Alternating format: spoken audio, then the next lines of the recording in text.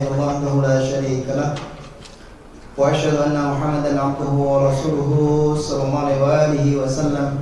قال الله تعالى في كتابه الكريم: يا أيها الناس اتقوا ربكم الذي خلقكم من نفس واحدة وخلق منها زوجها وبث منهما رجالا كثيرا ونساء واتقوا الله الذي تساءلون به والأرحم إن الله كان عليكم رقيبا. فإن أصدق الحديث كتاب الله وخير الهدي هدي محمد صلى الله عليه وسلم وشر الأمور محدثاتها فإن كل محدثات بدعة وكل بدعة ضلالة وكل ضلالة في النار وبعد. معاشر المسلمين rahimani wa rahimakumullah. Marilah kita senantiasa bersyukur kepada Allah Subhanahu wa taala atas limpahan rahmat dan taufiknya kepada kita semuanya, sehingga di kesempatan pagi ini Allah berikan kemudahan kepada kita semuanya untuk bisa hadir di masjid ini, tentu dalam rangka untuk tafaqquh fiddin, belajar ilmu agama. Semoga hadirnya kita di majelis ini Allah gantikan dengan surga yang nanti di hari kiamat. Karena sesungguhnya Rasulullah bersabda, "Idza marartum bi ridil jannah farta'u." Jika kalian melewati taman-taman surga, maka mampirlah. Qalu wa ma ridul jannah ya Rasulullah? Apa itu taman surga ya Rasulullah? Maka beliau menjawab, halaqatul dzikr, yaitu majelis zikir, majelis ilmu yang dipelajari Al-Quran, Sunnah dan juga ilmu agama, sehingga menjadikan taman surga untuk kita nanti di kiamat. Salawat serta salam semoga senantiasa terlimpahkan kepada teladan kita, panutan kita Nabi besar Muhammad sallallahu alaihi wasallam, dan juga kepada keluarganya, para sahabatnya, serta umat Islam yang senantiasa berusaha mengamalkan dan menegakkan sunnahnya. Ya Bapak Ibu semuanya saya hormati, tema kita di kesempatan pagi ini adalah yaitu Fadailul Ashabi Nabi sallallahu, keutamaan para sahabat Nabi. Sebelum kita masuk kitab, di sini saya bawakan kitab Fathul Bari Syarah Sahih Bukhari yang dikarang oleh Imam Al-Hafidh Ahmad Ibn Ali Ibn Asqalani. Mungkin kita terangkan dahulu apa itu sahabat, siapa mereka secara umum, sampai nanti insyaallah jika Allah berikan kesempatan kita masuk di kitab. Pertama Bapak Ibu, siapa sih sahabat Nabi? Ya, secara terminologi atau cara bahasa, Imam Ibnu Faris rahimahullah ta'ala, beliau seorang ulama dalam bidang bahasa. Dalam kitabnya Mu'jamul Maqayisil Lughah jilid 3 halaman 335, beliau mengatakan sahabat, yaitu dari ketiga huruf shad, ha dan ba, itu menunjukkan sesuatu kedekatannya dengan seseorang yang bersamanya. Ya, sahabat lah kalau bahasa kita gitu ya. Sahabat. Nah, dalam kitab Mu'jamul Wasit jilid 1 halaman 507 disebutkan sahabahu ay rafaqahu, maknanya yaitu yang menemaninya. Istashabaha syai'an artinya lazamahu atau menyertainya. As-sahib ialah al-murafiq, yaitu teman yang mendampingi ya, atau pemilik sesuatu atau pelaksana suatu pekerjaan. Murafiq, mendampingi. Ya, sebagaimana kita pergi didampingi oleh, ya kalau istri dampingi suaminya, kadang suami didampingi istrinya, dan seterusnya. Ya, nah. Jadi kata sahabah itu jamak, ya, jamak taksir atau bentuk plural dari sahib. Ya. Jamak dari as-sahib yang artinya sahabat, para sahabat.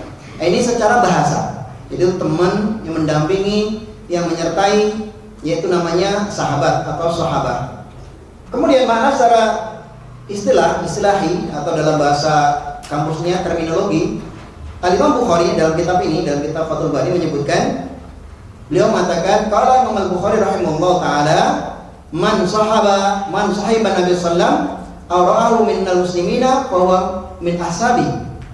Yaitu siapa saja yang bersahabat, ya, bertemu, mendampingi, ya, bergaul dengan Rasulullah SAW atau melihat beliau dari kalangan kaum muslimin, maka dia termasuk sahabat. Ya, jadi siapa saja yang bertemu dengan Rasulullah SAW, mendampingi beliau hidup, dia belajar kepada beliau, bahkan melihat saja selama dia beriman. Syaratnya apa? Dia beriman, dia termasuk sahabat. Ya, nah. Dan inilah pendapat para ulama yang lainnya, dari Imam Ahmad, dia juga ulama-ulama yang lainnya. Nah, di sini syaratnya muslimin, minal muslimina, maka orang kafir tidak termasuk. Kadang-kala orang kafir juga menemani Nabi Muhammad loh. Kapan? Ya ketika hijrah ke Madinah itu ada satu orang kafir yang menemani, penunjuk jalan. Ya, dia penunjuk jalan Rasulullah SAW. Ya. Kemudian juga ada pelayan Nabi Muhammad SAW yang kadang membantu Rasulullah, orang kafir ada.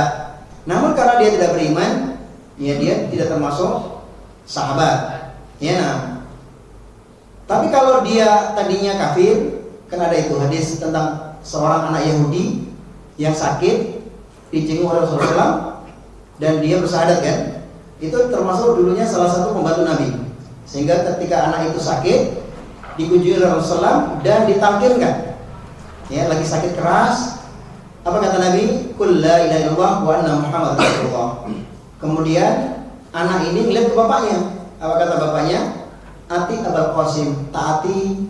Ya, Abul Qasim itu unyah Rasulullah SAW, taati beliau. Maka akhirnya anak ini bersyahadat, ya sebelum meninggal dunia, dan dia termasuk sahabat. Ya, dan dia meninggal dunia dalam keadaan mengucapkan syahadat, dan Allah Rasul mengatakan apa? Dia termasuk penghuni surga insyaallah taala. Ya, karena meninggal dalam keadaan bersyahadat. Ya, nah. Kemudian juga tidak termasuk di dalamnya siapa? Yaitu orang munafik.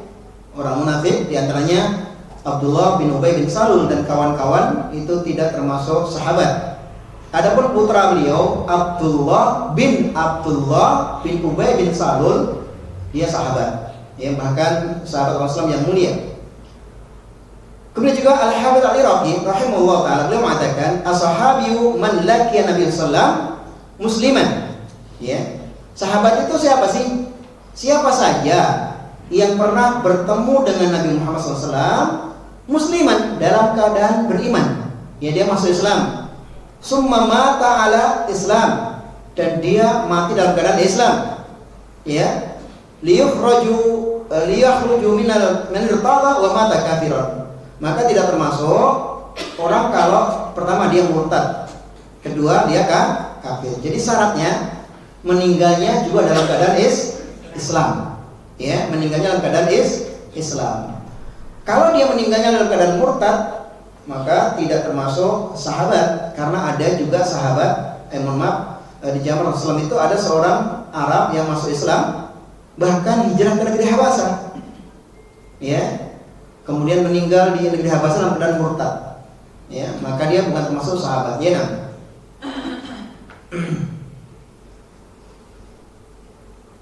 Begitu juga kalau ada orang kafir, dia masuk Islam, ya, namun masuk Islamnya setelah meninggalnya Rasulullah SAW, maka dia bukan termasuk sahabat, maksudnya tabi'in.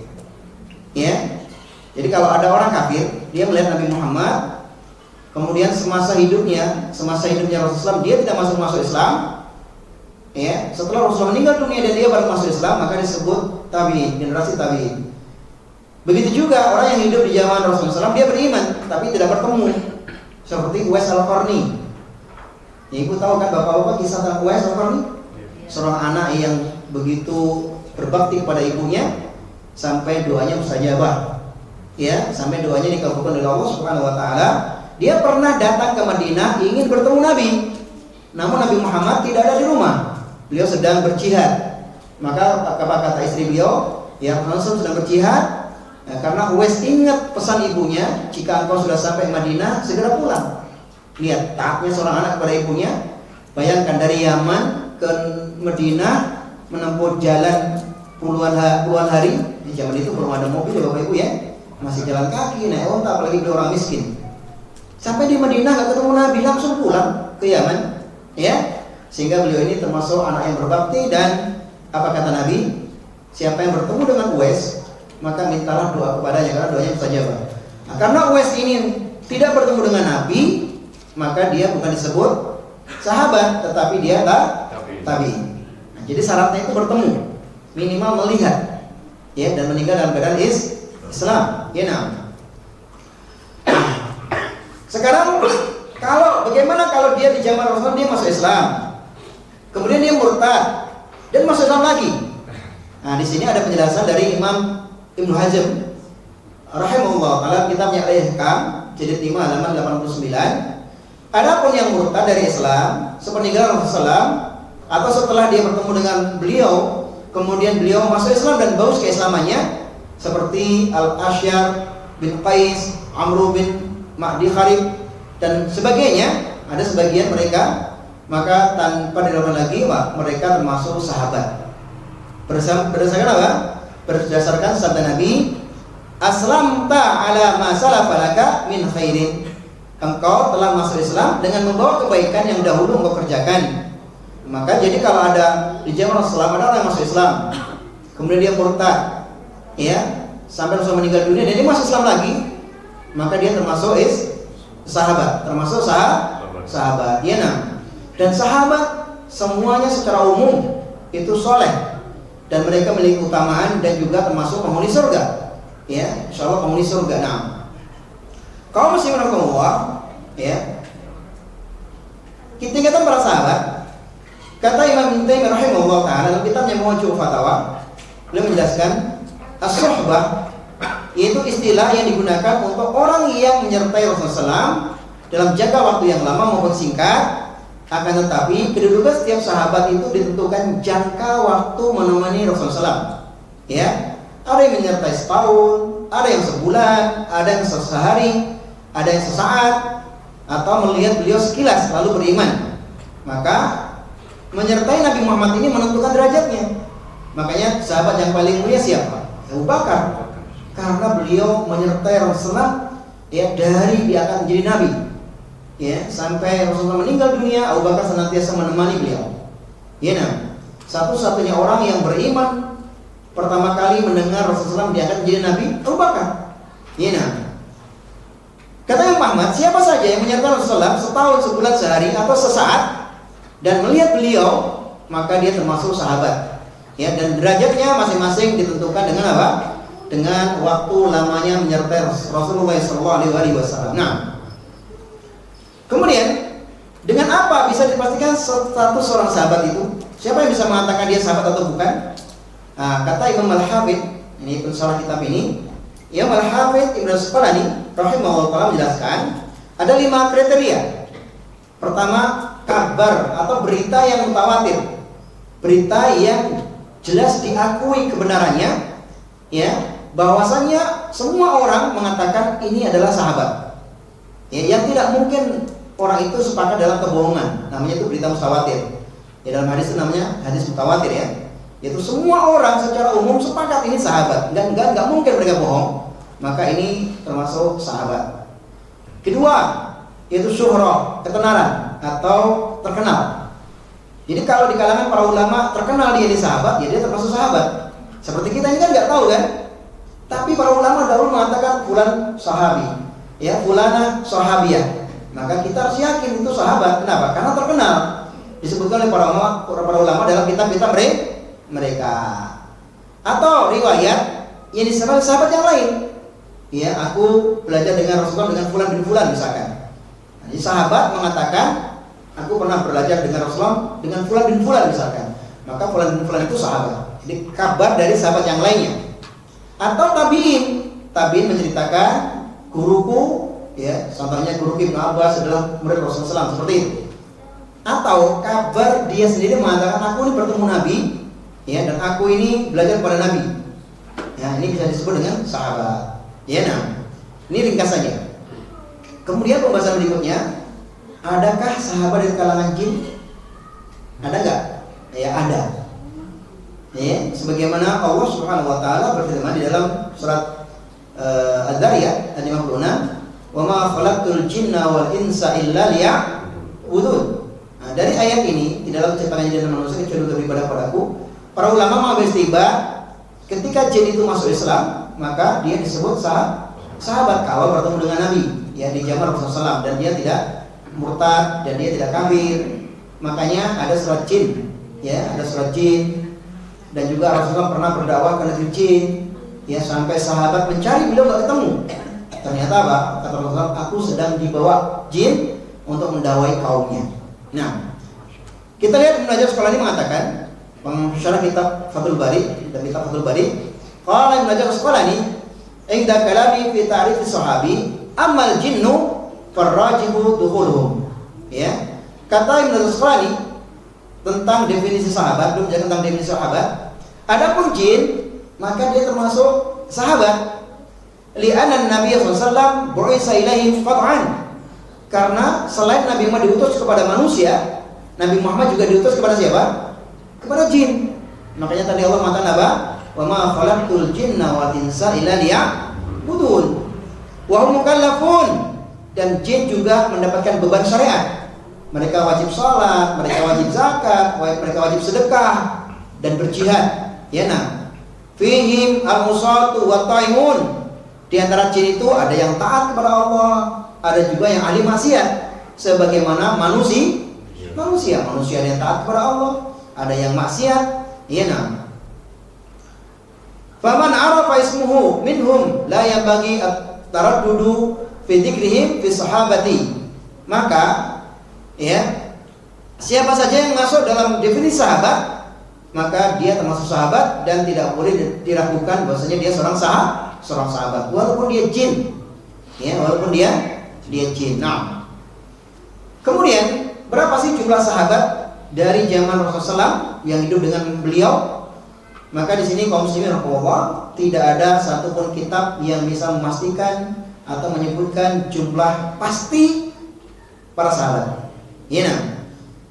Karena apa? Banyaknya para sahabat yang tersebar di seluruh Jaziratul Arab zaman itu, dan diutus oleh Rasul sebagian dakwah ke negeri Yaman, dakwah ke negeri-negeri yang lainnya. Sebagaimana kata Ka'ab bin Malik, di mana Ka'ab bin Malik ini dia salah satu seorang sahabat yang dia tidak ikut perang Tabuk. Apa kata beliau? Wal muslimuna ma'a Rasulullah sallam katsirun la yajma'uhum kitabun hafidun.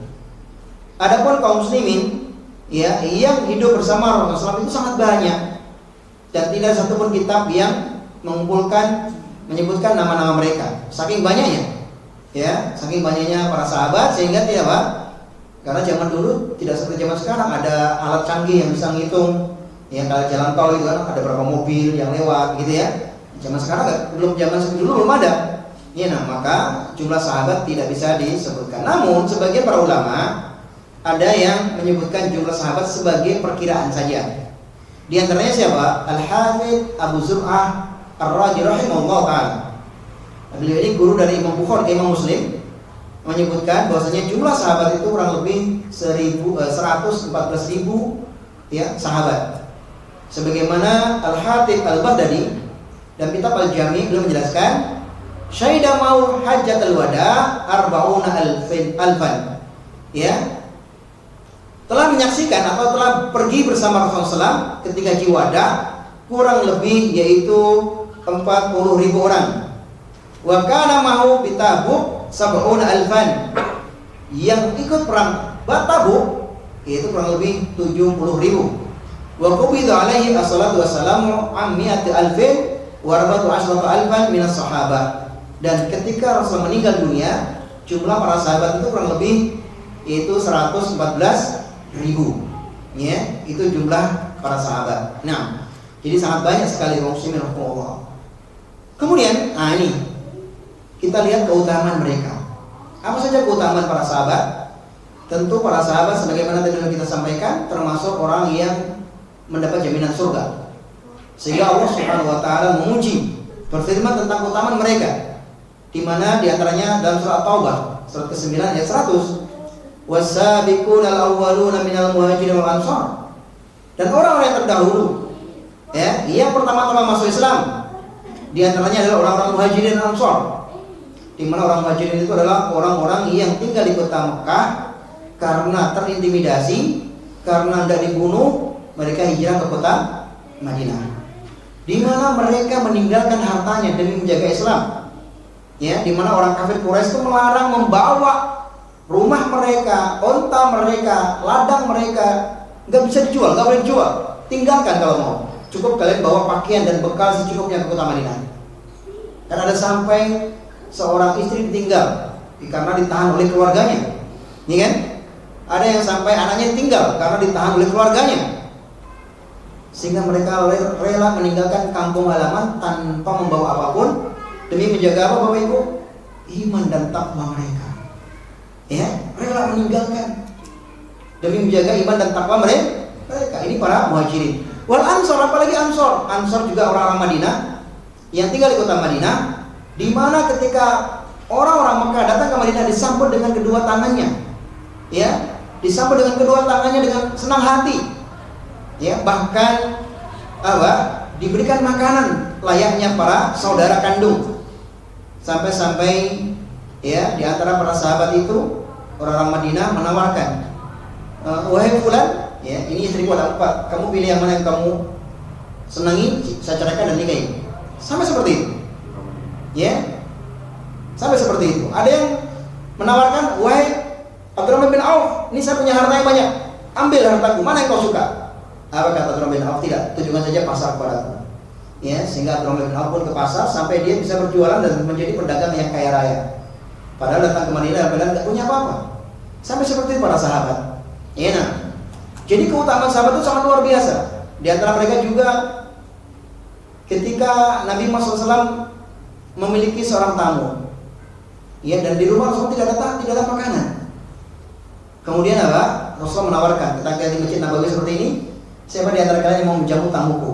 Sahabat angkat tangan. Dia nggak mikirkan di rumahnya ada apa, dia nggak pikir. Pokoknya saya ingin menjamu tamu Nabi Muhammad SAW. Maka dibawa pulang. Ketika di rumah tidak ada makanan, kecuali hanya cukup untuk 1 orang. Sehingga istrinya disuruh masak.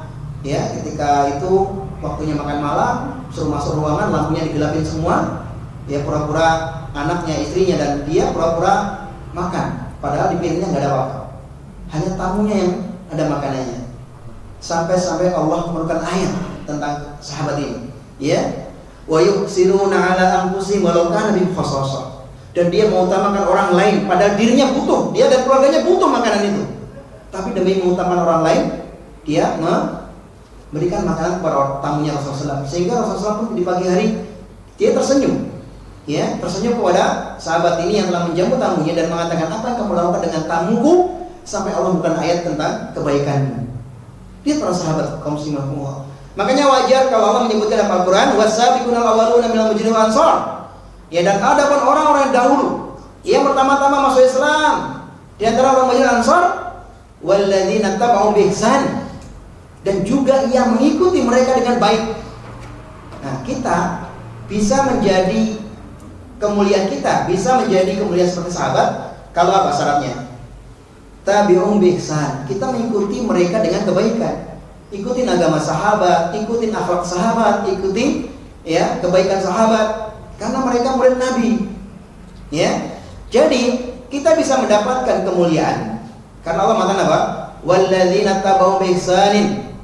Ya, dan orang-orang yang mengikuti kebaikan mereka, radhiyallahu anhum wa radu an. Lihat. Maka Allah ridho kepada mereka, kepada para sahabat, dan sahabat pun ridho kepada Allah Subhanahu wa taala. Kita bisa mendapatkan ridho Allah kalau kita apa? Wattaba'u bi ihsan, mengikuti sahabat dengan baik. Ya, nah. Wa dalam jannatin tajri tahtal anhar, lihat. Allah janjikan surga untuk para sahabat. Dan kita juga syaratnya tadi apa? Ngikutin sahabat, di mana Allah mengatakan apa? Wa'adda lahum jannatin, dan kami telah janjikan untuk mereka, sediakan untuk mereka surga-surga tajri tahtal anhar, yang mengalir dalamnya sungai-sungai. Ya, kita apa kalau mau healing nih lagi liburan kan, kadang kita camping di pinggir sungai kan. Bahkan glamping di pinggir sungai itu mahal, Pak, 1,5 juta gitu kan. Hotel aja cuma 500, ini glamping di pinggir sungai. Karena indahnya, senangnya itu, nyamannya. Makanya Allah menyebutkan tahtal anhar. Ya, kita hidup di kota ini kalau pengen apa healing kan gitu kan, bahasa kerennya sekarang healing ya, bukan tamasya ya. Zaman kita nggak ada pak healing itu ya. Zaman kita sekolah dulu tamasya gitu kan, sekarang healing, Ustaz kita mau healing. Itu malah glamping di pinggir sungai ya, malah kemah gitu ya. Bahasa kita udah ganti ya, ganti generasi ganti bahasa ya, Masya Allah. Lihat keindahan-keindahan dunia ini pada dunia, bagaimana dengan surga? Tahtal anhar khalidina fiha, mereka kekal di dalamnya. Dzalikal fawzul adzim, itulah kemenangan yang agung. Ya, nah. Di sini Syekh Profesor Profesor Dr. Nazir bin Abdullah Al-Kifari, hafizahullah taala, beliau masih hidup, menjelaskan yang dimaksudkan dengan orang-orang yang mengikuti mereka dengan baik adalah apa? Sahabat-sahabat lainnya yang terlambat masuk Islam, ya, dibandingkan sahabat-sahabat yang pertama masuk Islam, ya, yaitu tentunya diantaranya ada sahabat-sahabat seperti Muawiyah, di mana masuk Islam ketika Fathul Mekah, ya, kemudian juga Khabab ini termasuk ulama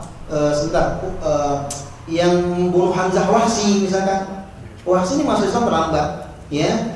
Nah tentu ketika mereka masuk Islam belakangan tapi mengikuti sahabat yang baik, menjadi orang yang baik, ya, seperti Wahsy. Wahsy ini, kalau kita ini, saya sering bawakan kisah Wahsy itu ketika kepada jemaah umroh, ya, ketika Siti Tur di Uhud, ya, di mana kuburan sahabat Hamzah. Kita cerikan Hamzah dulu, Wahsy juga, di mana Wahsy ini pernah membunuh Hamzah, ya, di mana paman Nabi, seorang paman yang beliau cintai, dibunuh oleh Wahsy karena dia jago melempar tombak. Dan dia membunuh Hamzah supaya mendapatkan kemerdekaan dia. Karena janjinya siapa yang bisa membunuh Hamzah, kalau budak dimerdekakan. Maka Wahsy termotivasi dan dia membunuh Hamzah. Kemudian setelah beberapa tahun dia masuk Islam. Dan lihat, ketika dia dahulu melakukan sebuah keburukan, dia melakukan kebaikan yang setimpal. Apa kebaikan dia? Ada yang tahu Bapak Ibu? Apa kebaikan Wahsy? Sambil saya minum dulu. Bismillah. Kebaikan Wahsy membunuh Musailamah Al-Kadzdzab. Jadi dibalas, tadinya membunuh Hamzah. Beliau bersumpah ketika Khalifah Abu Bakar As-Siddiq mengutus pasukan perang untuk memerangi nabi palsu. Jadi setelah Rasul meninggal dunia, Bapak Ibu, ada 3 nabi palsu, ya, Amir Al-Inzi dan juga Musailamah Al-Kadzdzab, satu lagi saya lupa. Nah, maka Wahsy mengatakan apa? Ya, dahulu aku telah membunuh orang yang paling Rasul cintai. Hari ini akan bunuh orang yang paling dibenci oleh Rasulullah SAW. Ya, tentunya Wahsy. Ya, maka ketika perang itulah Wahsy melemparkan tombaknya berbarengan dengan tebasan pedang seorang sahabat, ya, yang mengenai lehernya Wahsy, lehernya Musailamah Al-Kadzdzab, dan tombaknya tombaknya Wahsy menancap di perutnya Musailamah. Sehingga Wahsy mengatakan apa? Aku tidak tahu apakah apakah tombakku yang membunuh dia atau pedang sahabat. Intinya dia berusaha membunuh musuh Islam yang dibenci oleh semua kaum muslimin. Kenapa? Karena mengaku menjadi nabi. Nah itulah. Jadi setelah dia melakukan keburukan dahulu sebelum, karena dia kafir, karena dia jahil, ketika dia Islam dia menjadi sahabat yang mulia. Iya, menjadi sahabat yang mulia.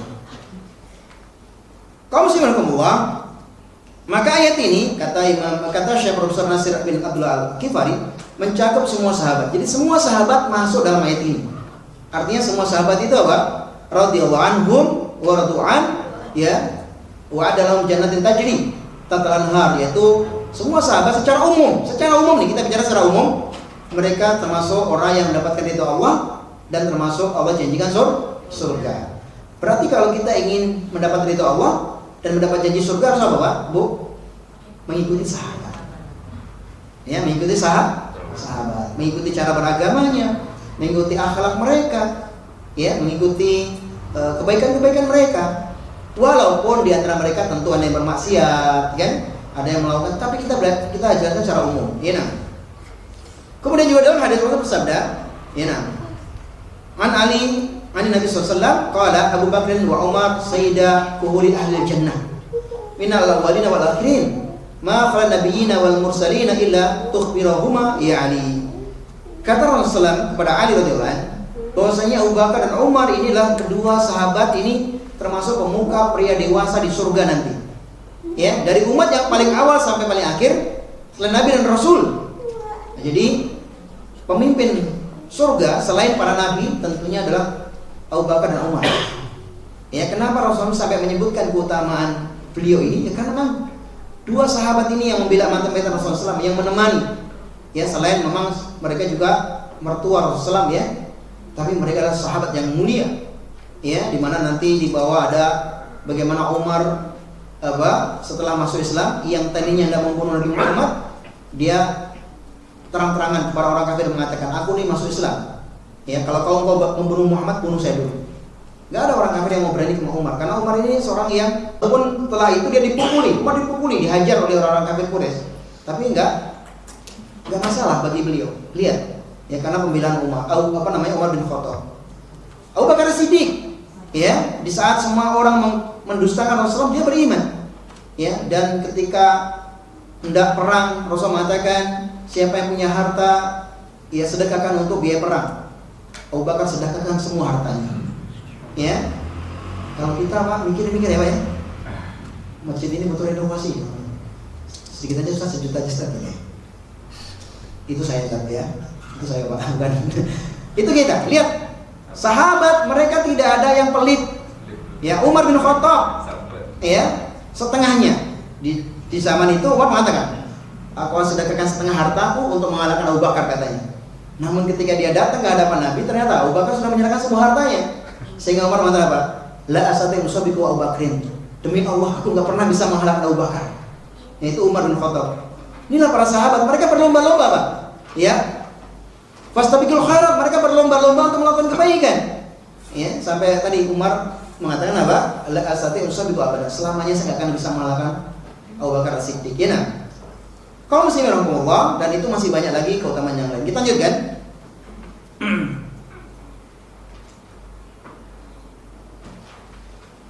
Begitu juga Abu Bakar dan Umar ini dua sahabat yang dibenci oleh, mohon maaf, pada kelompok Islam, tapi membenci mereka. Ya, terutama orang yang tinggal di Iran yang hari ini berperang dengan Yahudi ya. Tapi kata sebagian orang yang paham, ini perang-perangan doang nih, main-mainan doang gitu ya.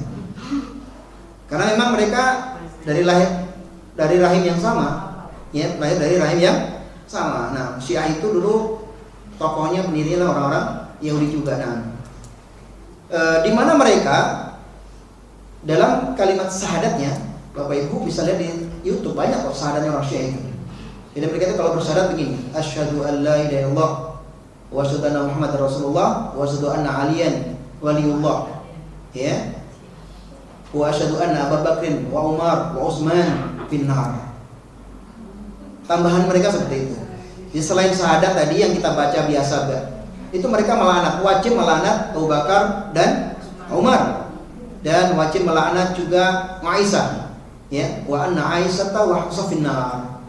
Dan banyak video-video yang menjelaskan tentang ya orang Syiah yang melaknat sahabat Nabi, ya, karena memang dulu di Syiah itu dibangun atau Syiah itu didirikan dalam rangka memecah belah kaum muslimin, ya, makanya sampai hari ini ya seperti itu. Nah, kembali ke masalah ini, dan Allah Subhanahu wa taala telah menjanjikan kepada para sahabat yang ikut perang Badar ampunan, ya, di mana Allah Subhanahu wa taala berfirman dalam hadits qudsi, "I'malu ma situm faqad ghufirtu lakum." Faqad ghafartu lakum. Wahai ahlul Badar, silakan kamu melakukan apa saja, artinya enggak sholat, silakan, enggak masalah, karena aku sudah ampuni dosa-dosa kalian. Namun Bapak Ibu enggak ada toh.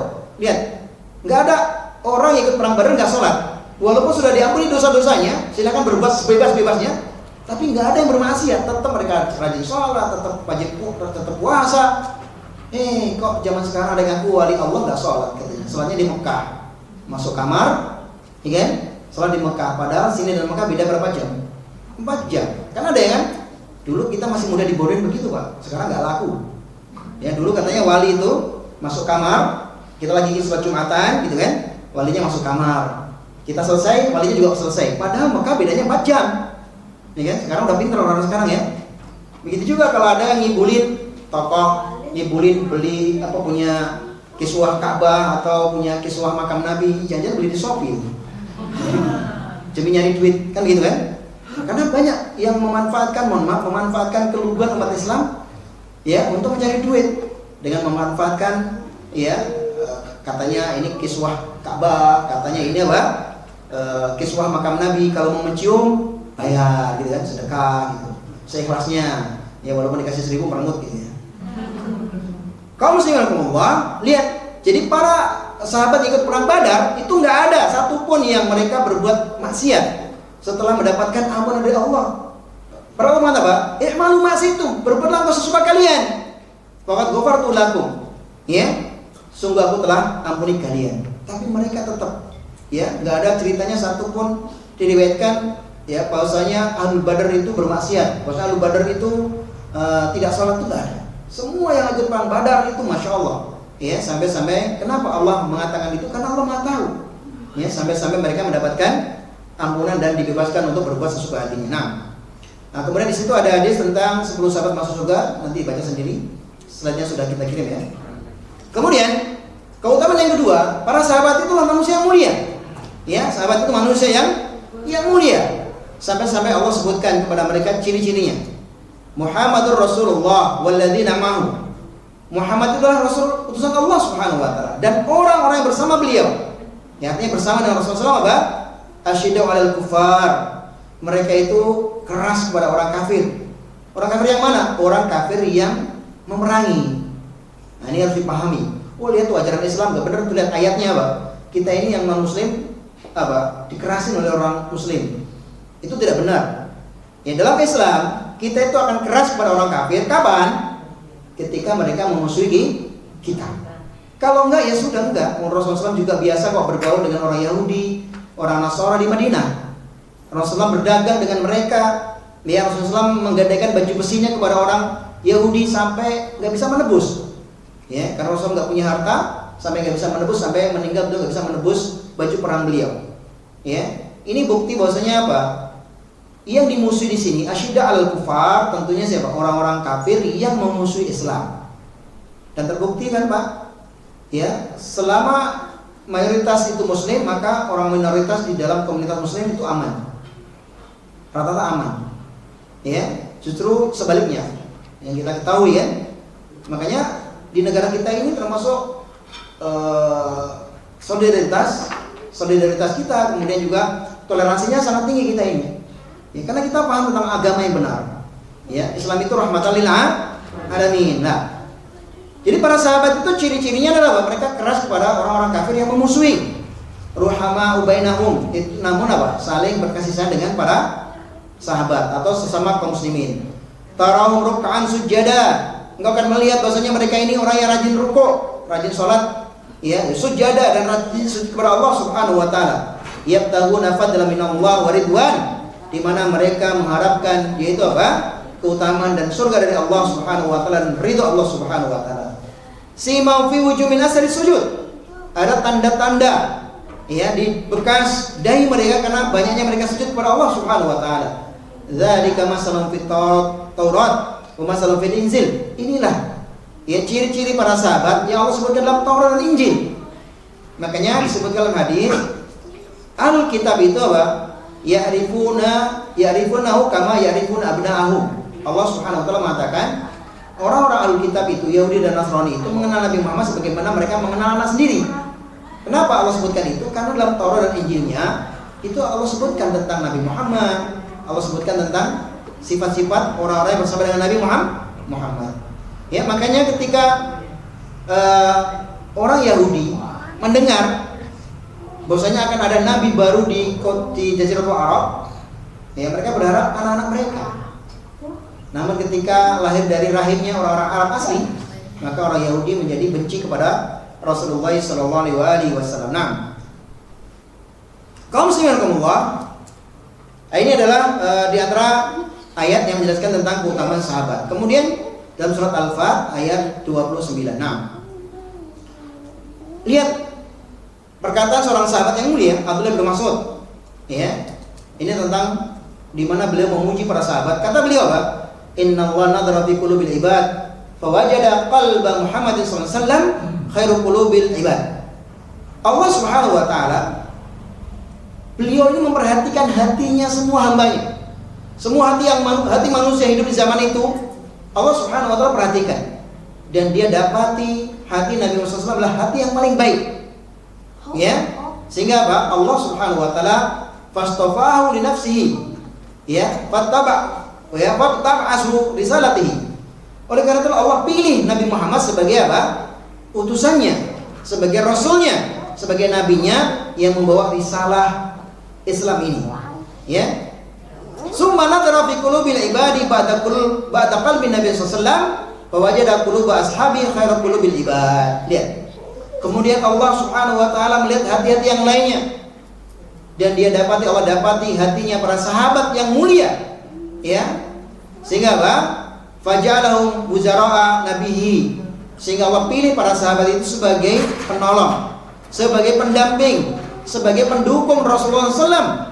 Ya, faja'alahum wuzara'a nabihi yuqatiluna ala dinihi, di mana mereka mencurahkan harta, jiwa, semuanya sampai mereka masuk surga. Ya, sampai menyerahkan hartanya, nyawa dan sebagainya. Fama ra'ahu muslimuna hasanan fa wa indallahi hasanun.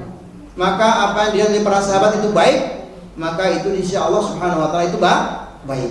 Wa ma ra'ahu sayyi'an fa wa indallahi sayyi'. Namun kalau sahabat memandang itulah perkara yang buruk, maka di sisi Allah Subhanahu wa taala itulah perkara yang buruk. Kaum muslimin rahimakumullah, ucapan Imam Abdullah bin Mas'ud ini menjelaskan kepada kita betapa mulianya para sahabat. Ya, sehingga Allah pilih para sahabat itu sebagai pendamping Rasulullah SAW. Ustaz, kalau saya hidup di zaman itu mungkin saya juga akan jadi sahabat, Ustaz. Belum tentu, Pak.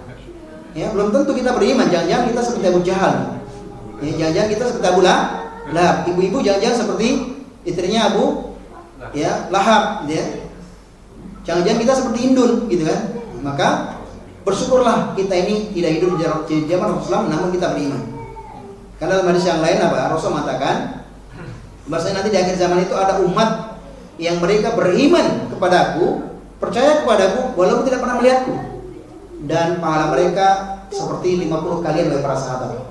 Subhanallah. Ini keutamaan kita yang hidup di akhir zaman, Bapak Ibu. Ya, walaupun kita ini tidak hidup dengan Rasulullah SAW, namun kita beriman kepada Rasulullah SAW, kita mengikuti agama Rasulullah SAW dengan baik, pahala kita bisa menyamai pahalanya 50 sahabat. Syaratnya apa? Ya tentu ikuti sahabat, ikutin Rasulullah SAW, yang ikutin kebaikan para sahabat, karena mereka adalah siapa? Muridnya Rasulullah SAW. Ya. Imam Al-Qasir belum mengatakan wasahabatu kulum udulun inda al-sunnati wal jamaah. Ya, menurut keyakinan al-sunnah wal jamaah, semua sahabat itu adil. Ya, nggak ada yang mereka tidak adil. Mereka adil. Kenapa mereka disebut adil? Karena ketika mereka tidak adil, ada Nabi Muhammad yang meluruskan. Ya, seperti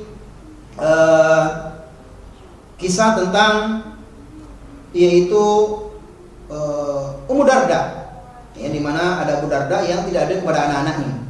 Kemudian mengeluh kepada Rasulullah SAW, sehingga Rasul meluruskan. Ya, wahai Abu Darda, engkau berikan ini kepada anakmu. Apakah kamu yang lain kamu berikan juga harta yang semisal? Tidak ya Rasulullah. Dilu baina auladikum, kata Rasulullah, berbuat adillah kepada anak-anakmu. Lihat. Jadi kenapa sahabat itu disebut adil? Karena di saat mereka melakukan sesuatu yang kurang baik, itu langsung dijelaskan oleh Rasulullah SAW. Ya, sehingga sahabat menjadi adil semuanya. Ya. Dan mereka kalau berbuat memang adil. Ya, nah. Lama asnallahu alaihim fi kitabi al-aziz, sehingga oleh karena itulah Allah Subhanahu wa taala telah memuji mereka.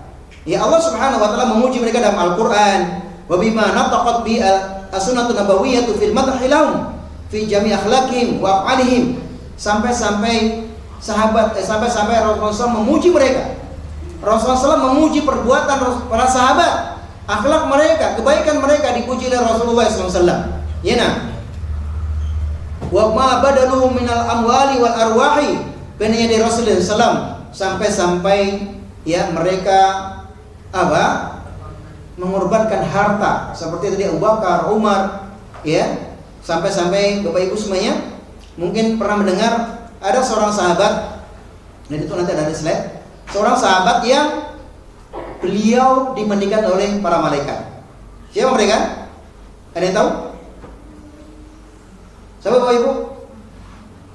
Yang dengan Ghasilul Malaikat, Hantalah bin Abi Amir. Hantalah bin Abi Amir ini seorang pemuda yang dia baru nikah, Bapak Ibu.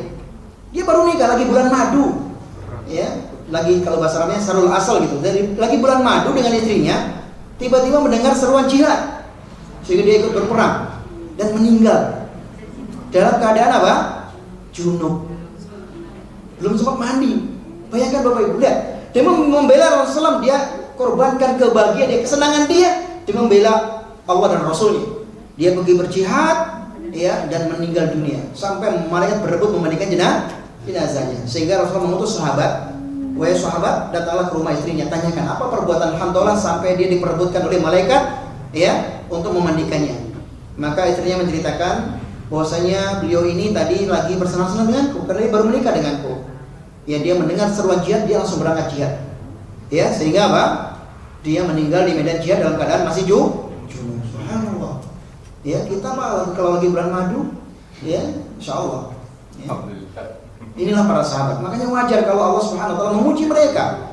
Ya. Bahkan juga ada seorang yang disebutkan dalam namanya itu Ushairim yang nama aslinya itu Amr bin Sabit bin Waqshi. Ya. Dia masuk Islam sesaat sebelum perang Uhud. Ya, dimana sebelumnya dia nggak mau masuk Islam, dia ditawari Islam nggak mau masuk Islam. Di sebelum riwayat itu dia lagi makan kurma. Ya.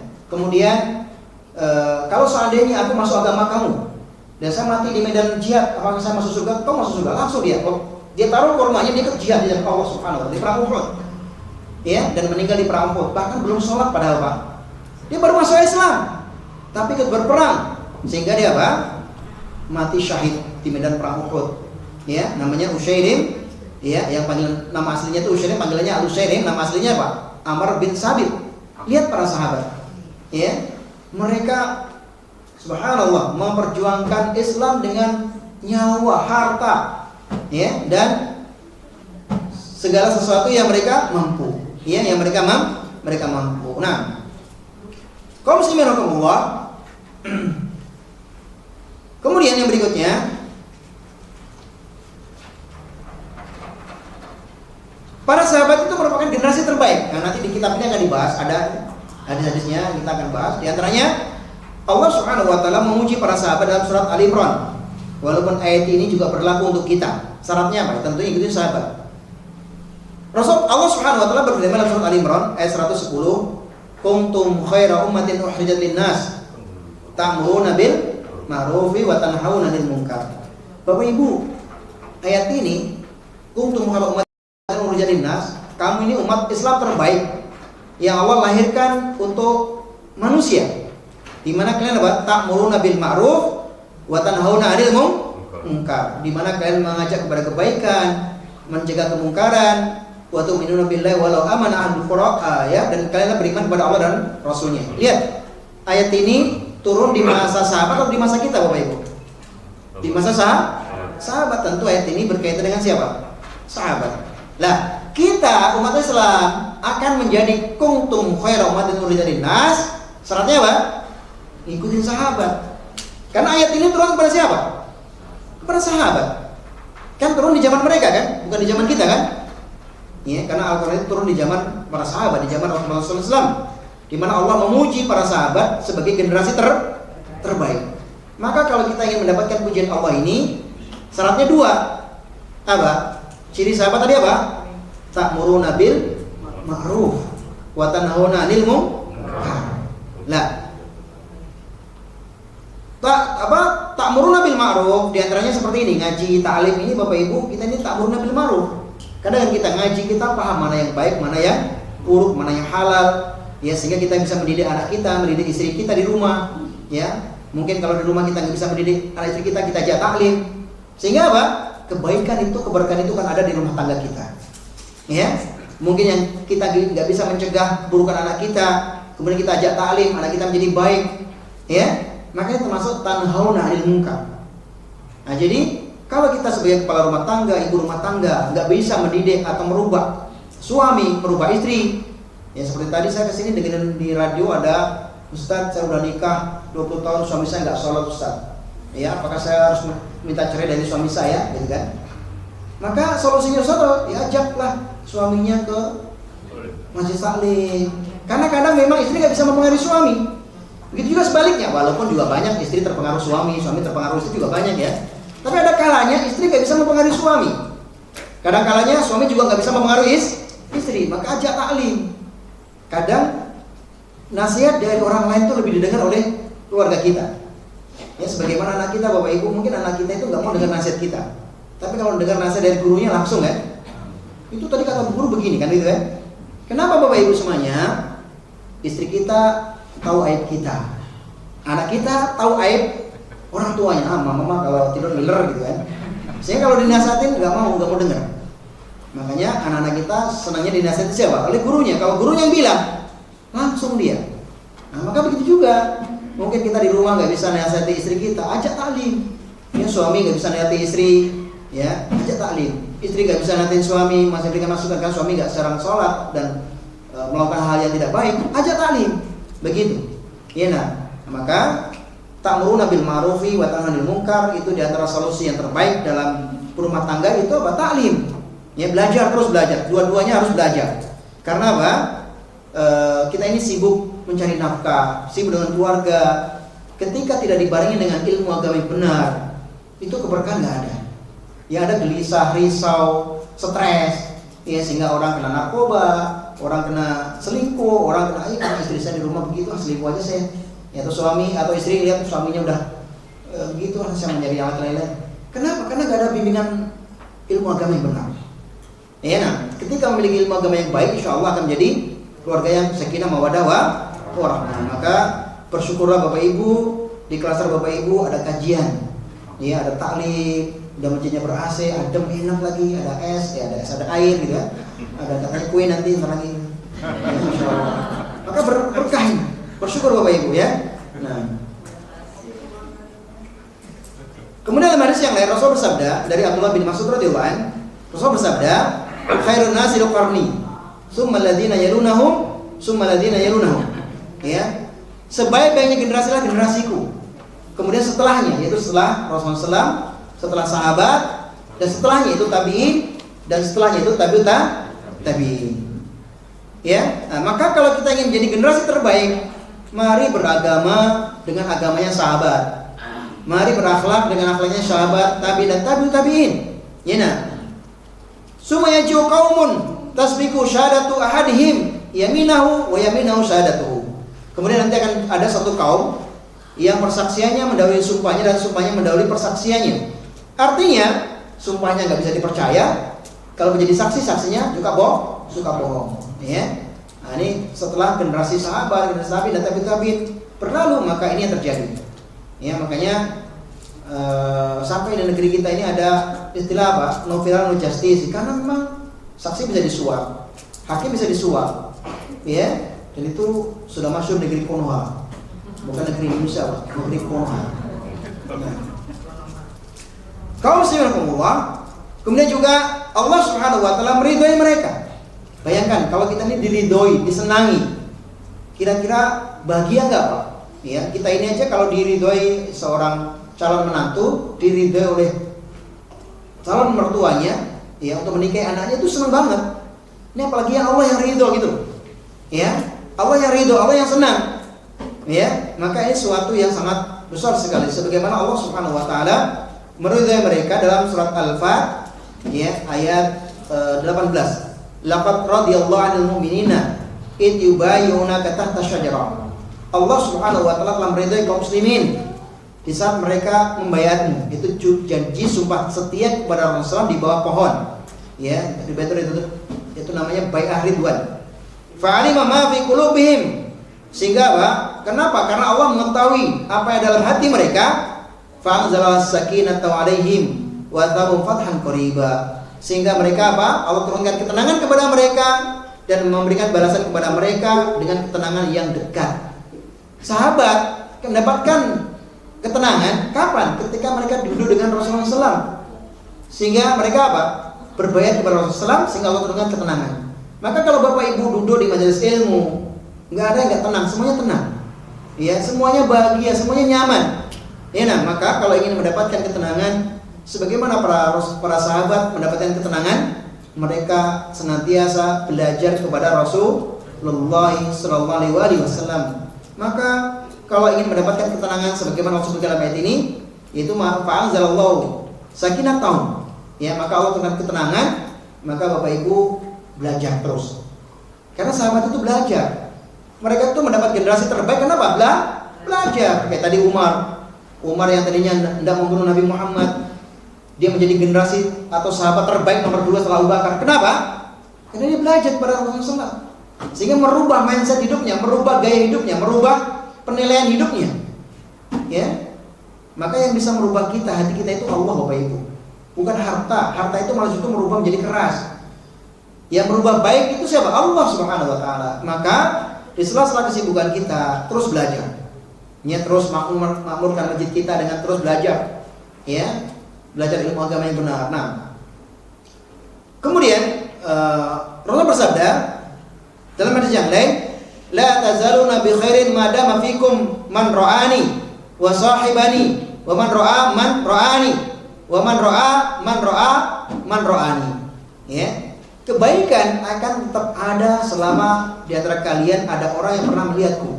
Artinya kemurnian Islam, kebaikan Islam, keberkahan Islam itu akan terus ada di saat ada orang yang melihat Nabi Muhammad. Siapa mereka? Sahabat. Ya. Dan itu akan terus berlanjut kepada siapa? Kepada orang yang pernah melihat orang melihatku, yaitu para tabi'in. Ya. Dan terus berlanjut sampai generasi tabi'ut tabi'in. Nah, maka Bapak Ibu semuanya, ini menunjukkan bahwasanya para sahabat, tabi'in dan tabi'ut tabi'in itu generasi terbaik. Ya, mereka generasi terbaik. Maka wajib bagi kita untuk meneladani kebaikan mereka. Agar apa? Agar kita mendapatkan ketenangan dari Allah Subhanahu wa taala, mendapatkan ridha dari Allah Subhanahu wa taala. Ya nah.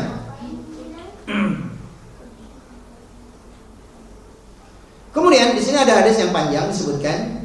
Abu Burdah meriwayatkan dari ayahnya bahwasanya dia berkata, kami pernah mengerjakan salat maghrib bersama Rasulullah SAW. Kemudian setelah salat, kami berkata, ya, bagaimana kalau kita duduk menunggu untuk mengerjakan isya bersama beliau? Lihat, jadi para sahabat itu mereka biasa pulang dari selesai maghrib itu nggak pulang. Mereka duduk bersama Rasulullah SAW, ya, dan beliau pun Rasulullah pun akhirnya menemui kami, yaitu duduk bersama dengan para sahabat. Ya, nah. Kemudian beliau berkata, kenapa kalian masih di sini? Ya, maka para sahabat mengatakan, ya Rasulullah, kami mengerjakan sholat maghrib bersamamu. Kemudian kami sengaja duduk menunggu di sini agar dapat mengerjakan sholat isya bersamamu. Ya, nah, maka Rasulullah memuji mereka. Ya, Rasulullah memuji mereka, bagus, kalian melakukan sesuatu yang tepat, sesuatu yang baik. Kemudian lihat, beliau menengadahkan wajahnya ke langit. Ya, dan beliau sering melihat ke atas. Ya, menengadahkan ke langit dan beliau bersabda, An-nujumu ummatu, ya, an-nujumu amanatun lis-sama. Sesungguhnya bintang-bintang itu apa? Pengaman bagi langit. Jadi bintang di langit itu fungsinya ada dua, Bapak Ibu. Ada yang tahu fungsi bintang di langit? Nah, satu pelempar syaitan, kedua penghias atau pengaman. Ya, sebagaimana Allah Subhanahu wa taala berfirman, ya, wa zayyana sama dunya bima sabiha wa ja'alna rujuman lish sayatin dalam surat Al-Mulk. Dan kami hiasi langit dengan apa? Dengan bintang, ya, sebagai pengaman dan penghias langit, dan kami jadikan pelempar syaitan. Jadi kalau ada bintang jatuh itu bukan saatnya kita berdoa, ya. Ada bintang jatuh dari langit itu di mana syaitan dilempar oleh Allah dengan bintang tersebut. Jadi mana syaitan dahulu sebelum zaman Rasulullah SAW, mereka suka mencuri berita dari langit. Apa maknanya? Maknanya ketika Allah Subhanahu wa taala menyuruh malaikat, misalkan, wahai malaikat, berikan fulan ini rezeki. Ya, berikan dia jodoh. Kemudian berikan dia misalkan keberkahan dagangnya, lariskan dagangannya. Nah, itu setan suka mencuri berita. Ya, sehingga setan nanti berbagi tugas. Ada yang menyampaikan kepada dukun, ada yang menggoda orang yang mau mendapat rezeki untuk datang ke dukun dari setan. Ya, di mana yang benar itu satu, tapi dihiasi dengan 1000 atau 100 kebohongan. Yaitu kisah tentang kenapa dukun itu kadang benar, ya karena memang ada wangsit atau ada berita dari syaitan. Kata Rasulullah, an-nujumu amanatun lis-sama'i, fa idza dhabat an-nujumu atas samaa ma tu'adun. Sesungguhnya bintang-bintang itu pengaman dari bagi langit. Jika bintang itu lenyap, maka akan datang apa yang telah Allah janjikan. Ya. Nah, wa ana amanatun li ashabi. Ya, sedangkan saya adalah apa? Pengaman bagi sahabatku. Fa idza dhabtu ata ashabi ma yu'aduna. Dan jika aku sudah meninggal dunia, maka datanglah kepada para sahabat yang Allah janjikan. Ya, fa idza dhaba ashabi ata ummati ma yu'adun. Ya, jika sahabat sudah meninggal dunia, maka datanglah umat setelahnya yang sesuai dengan Allah janjikan. Artinya semakin jauh generasi itu dari para sahabat, Bapak Ibu semuanya akan semakin rusak. Ya, makanya nanti di akhir zaman itu semua orang rusak. Ya, di akhir zaman datangnya kiamat itu semua orang akan rusak. Ya, nah, maka semakin jauh dari sahabat, semakin rusak generasi kita. Makanya kalau kita ingin mendapatkan kebaikan, yuk kita ajak anak-anak kita, keluarga kita meneladani sahabat. Ya, nah, agar kita mendapatkan generasi yang baik. Nah, dan terbukti, ya, fitnah semakin besar, ujian semakin nyata, dan berbagai keburukan-keburukan terjadi. Ya, semakin jauh dari generasi Rasulullah SAW semakin buruk. Dan sirarun nas, ya Pak, fi qarbi yaumil akhir, dan seburuknya manusia hidup di akhir zaman. Ya, yang dekat dengan hari kiamat. Maka untuk membentengi diri kita perlu belajar bagaimana para sahabat mereka beragama, bagaimana para sahabat berakhlak, bagaimana para sahabat menjalankan Al-Qur'an dan Sunnah. Nah, kemudian keutamaan yang keempat yaitu menjadi rujukan beragama. Sahabat Nabi sebagai sumber rujukan saat perselisihan, sebagaimana pedoman dalam memahami Al-Qur'an dan Sunnah. Jadi kalau ada orang berselisih atau orang berbeda pendapat dalam sesuatu masalah agama, maka lihatlah prakteknya para sahabat. Ini bagaimana para sahabat mempraktekkan Al-Qur'an dan Sunnah. Kenapa? Karena mereka muridnya Nabi, mereka yang paham, dan Al-Qur'an turun di masa mereka, di tengah-tengah mereka, sehingga mereka paham tentang apa? Tentang yaitu Al-Qur'an dan Sunnah. Dan itu janji Rasulullah SAW. Lihat apa kata Rasulullah: "Ala inna min man kana qablakum min ahli kitab ittaqu ala sintaini wa sab'ina millatan." Ketahuilah bahwasanya ahli kitab, ya, orang Yahudi dan orang Nasara itu mereka terpecah belah menjadi 72 golongan. Ya, nah. Wa anna hadhil millah satattariqu ala salati wa sab'ina sintain sab'una fil nar wa wahidun fil jannah. Sedangkan umat Islam ini akan terpecah belah menjadi 73 golongan. Ya, 72 masuk neraka dan yang satu masuk surga. Apa ciri mereka yang masuk surga? Lihat sini Bapak Ibu, ya. Dia masuk surga wahya ma ana alai al-yaum wa ashabi. Yang masuk surga adalah orang yang mengikuti aku dalam beragama dan mengikuti para sahabat beragama. Ya, maka ketika kita bingung memilih ini kelompok mana yang paling benar nih, kan Islam ini ada 70, ada yang begini, ada begitu, ada, ya, selama itu bukan fikih ya. Kalau fikih memang tidak masalah Bapak Ibu, tapi dalam masalah akidah yang kita pahami, ya akidah, kemudian dalam masalah keyakinan, kemudian dalam masalah amalan-amalan yang tanpa dalil, itu harus kita perhatikan. Ketika kita bingung memilih mana yang paling benar, maka lihatlah mana agama yang sesuai dengan agamanya para sahabat. Ustaz, kita nggak tahu, ya terus belajar. Makanya terus belajar. Kita tahu agamanya para sahabat dengan apa? Dengan belajar. Ya, belajar Al-Qur'an, belajar hadis, belajar tafsir, ya, belajar memahami hadis. Ya, bagaimana Ustaz menjelaskan hadis, bagaimana Ustaz menjelaskan tafsir. Tentunya tafsir yang sesuai dengan pemahamannya para sahabat. Karena tafsir juga banyak. Ya, tafsir juga banyak. Kemudian yang menjelaskan hadis juga banyak.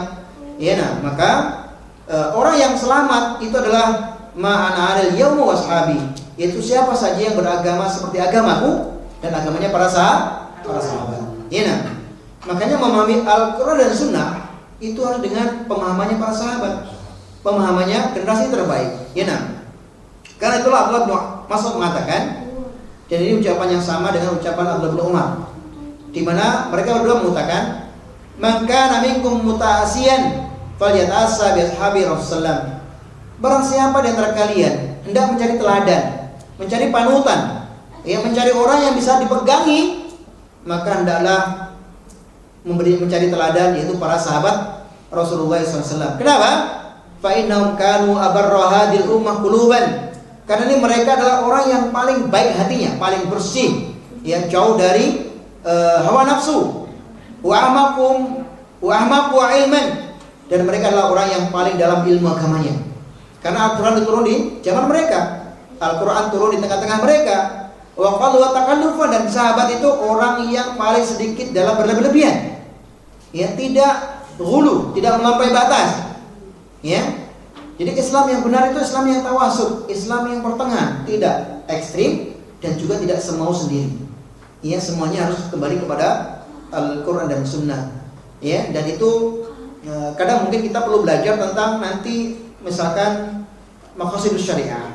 Kemudian Islam itu agama yang mudah. Ya, di antara kemudahan-kemudahan itu banyak Rasulullah SAW contohkan, seperti misalkan ketika hujan lebat, ya, kita boleh sholat di rumah. Ya, ketika kita safar, kita boleh sholat dengan jamak dan qashar. Ya, ketika kita sakit, kita boleh sholat dengan duduk, dengan tidur. Islam itu mudah. Ya, Islam itu tidak memberatkan, Islam itu tidak menyulitkan umatnya. Ya, nah. Wa aqwamuha hadiyan, dan mereka orang yang paling kuat ya dalam apa? Dalam mendapatkan hidayah. Ya, orang yang paling lurus bimbingannya.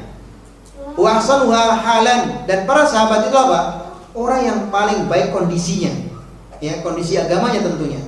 Ikhtarahumullahu li sahibihi, ya li suhbati Nabi sallallahu alaihi wasallam, di mana Allah memilih para sahabat untuk menemani perjuangan Rasulullah sallallahu alaihi wasallam menegakkan agama ini. Ya, wa iqamati dini, mereka berjuang dengan harta, dengan nyawa yang tadi kita sebutkan, ya, dengan harta, dengan nyawanya untuk tegaknya agama ini. Fa'rifuhum lahum fadlahum, maka wajib bagi kita untuk mengenali keutamaan para sahabat. Ya, mengenali kebaikan para sahabat, mengenali tentang ya kesolehan para sahabat. Wattabi'uhum fi atharihim, hendaknya kalian mengikuti jejak-jejak mereka, mengikuti peninggalan mereka, mengikuti yaitu jalan kebaikan mereka. Fa innahum kanu 'alal huda wal mustaqim, karena mereka semuanya para sahabat itu berada di atas siratal mustaqim, berada di atas jalan yang lurus. Ya, nah. Dalam tafsir Imam Qurtubi jadi 1 halaman 66. Maka kaum muslimin rahimakumullah, ya, ini yang harus kita pahami. Kemudian sini ada ucapan Imam Ibnu Hazm yang panjang, nanti dibaca sendiri. Kita lanjutkan dengan apa? Oleh karena itulah kita kaum muslimin rahimakumullah dilarang untuk menyelisihi Rasulullah dan para sahabat. Kita dilarang menyelisihi Rasulullah dan para sahabat. Di mana Allah Subhanahu wa taala berfirman dalam surah An-Nur surat ke-24 ayat 63, "Falyahdharil ladzina yukhalifuna an amrihi an tusibahum fitnah aw yusibahum adzabun alim."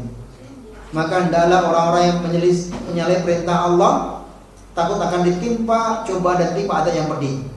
Di sini lihat, Allah Subhanahu wa taala telah memperingatkan kita agar tidak menyelisih perintah Rasulullah SAW, ya, dan tidak menyimpang dari jalan beliau, manhaj beliau, sunnah beliau, syariat beliau. Ya, semua perkataan dan perbuatan Rasulullah SAW diukur dengan apa? Semua ucapan kita, perbuatan kita ini baik nggak? Kita ini benar nggak? Harus kita ukur dengan sabda Nabi Muhammad SAW, dengan perbuatan Rasulullah SAW. Ya, nah. Bisa diterima bila selaras dengan perkataan dan ucapan beliau, dan tertolak bila menyelisihi ucapan Rasulullah SAW. Seseorang ya yang mengucapkan ucapan dan mengerjakan suatu perbuatan yang menyelisih Allah dan Rasulnya, dan tentunya para sahabat, maka dia termasuk orang yang menentang Allah dan Rasulnya dan menentang Rasulullah SAW, sehingga dia termasuk orang yang hina. Nah, di sini kaum muslimin rahimakumullah, isyarat bagi kita untuk mengikuti Rasulullah SAW. Dan Rasulullah SAW tadi disebutkan dari awal, beliau memuji-muji para sahabat. Maka kita wajib mengikuti para sahabat dalam beragama. Tentunya mengikuti Nabi Muhammad. Tapi Nabi Muhammad ini dipraktikkan ilmunya oleh siapa? Oleh para sahabat. Iya, nah, oleh para sahabat. Nah, kemudian di sini disebutkan ancaman bagi orang yang menyelisih Allah dan para sahabat.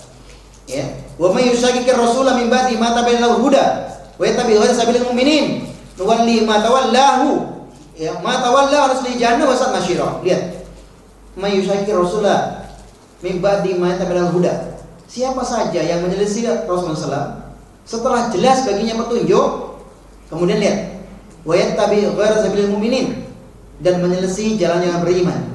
Di sini maknanya sabilil mu'minin itu jalannya para sahabat. Ya.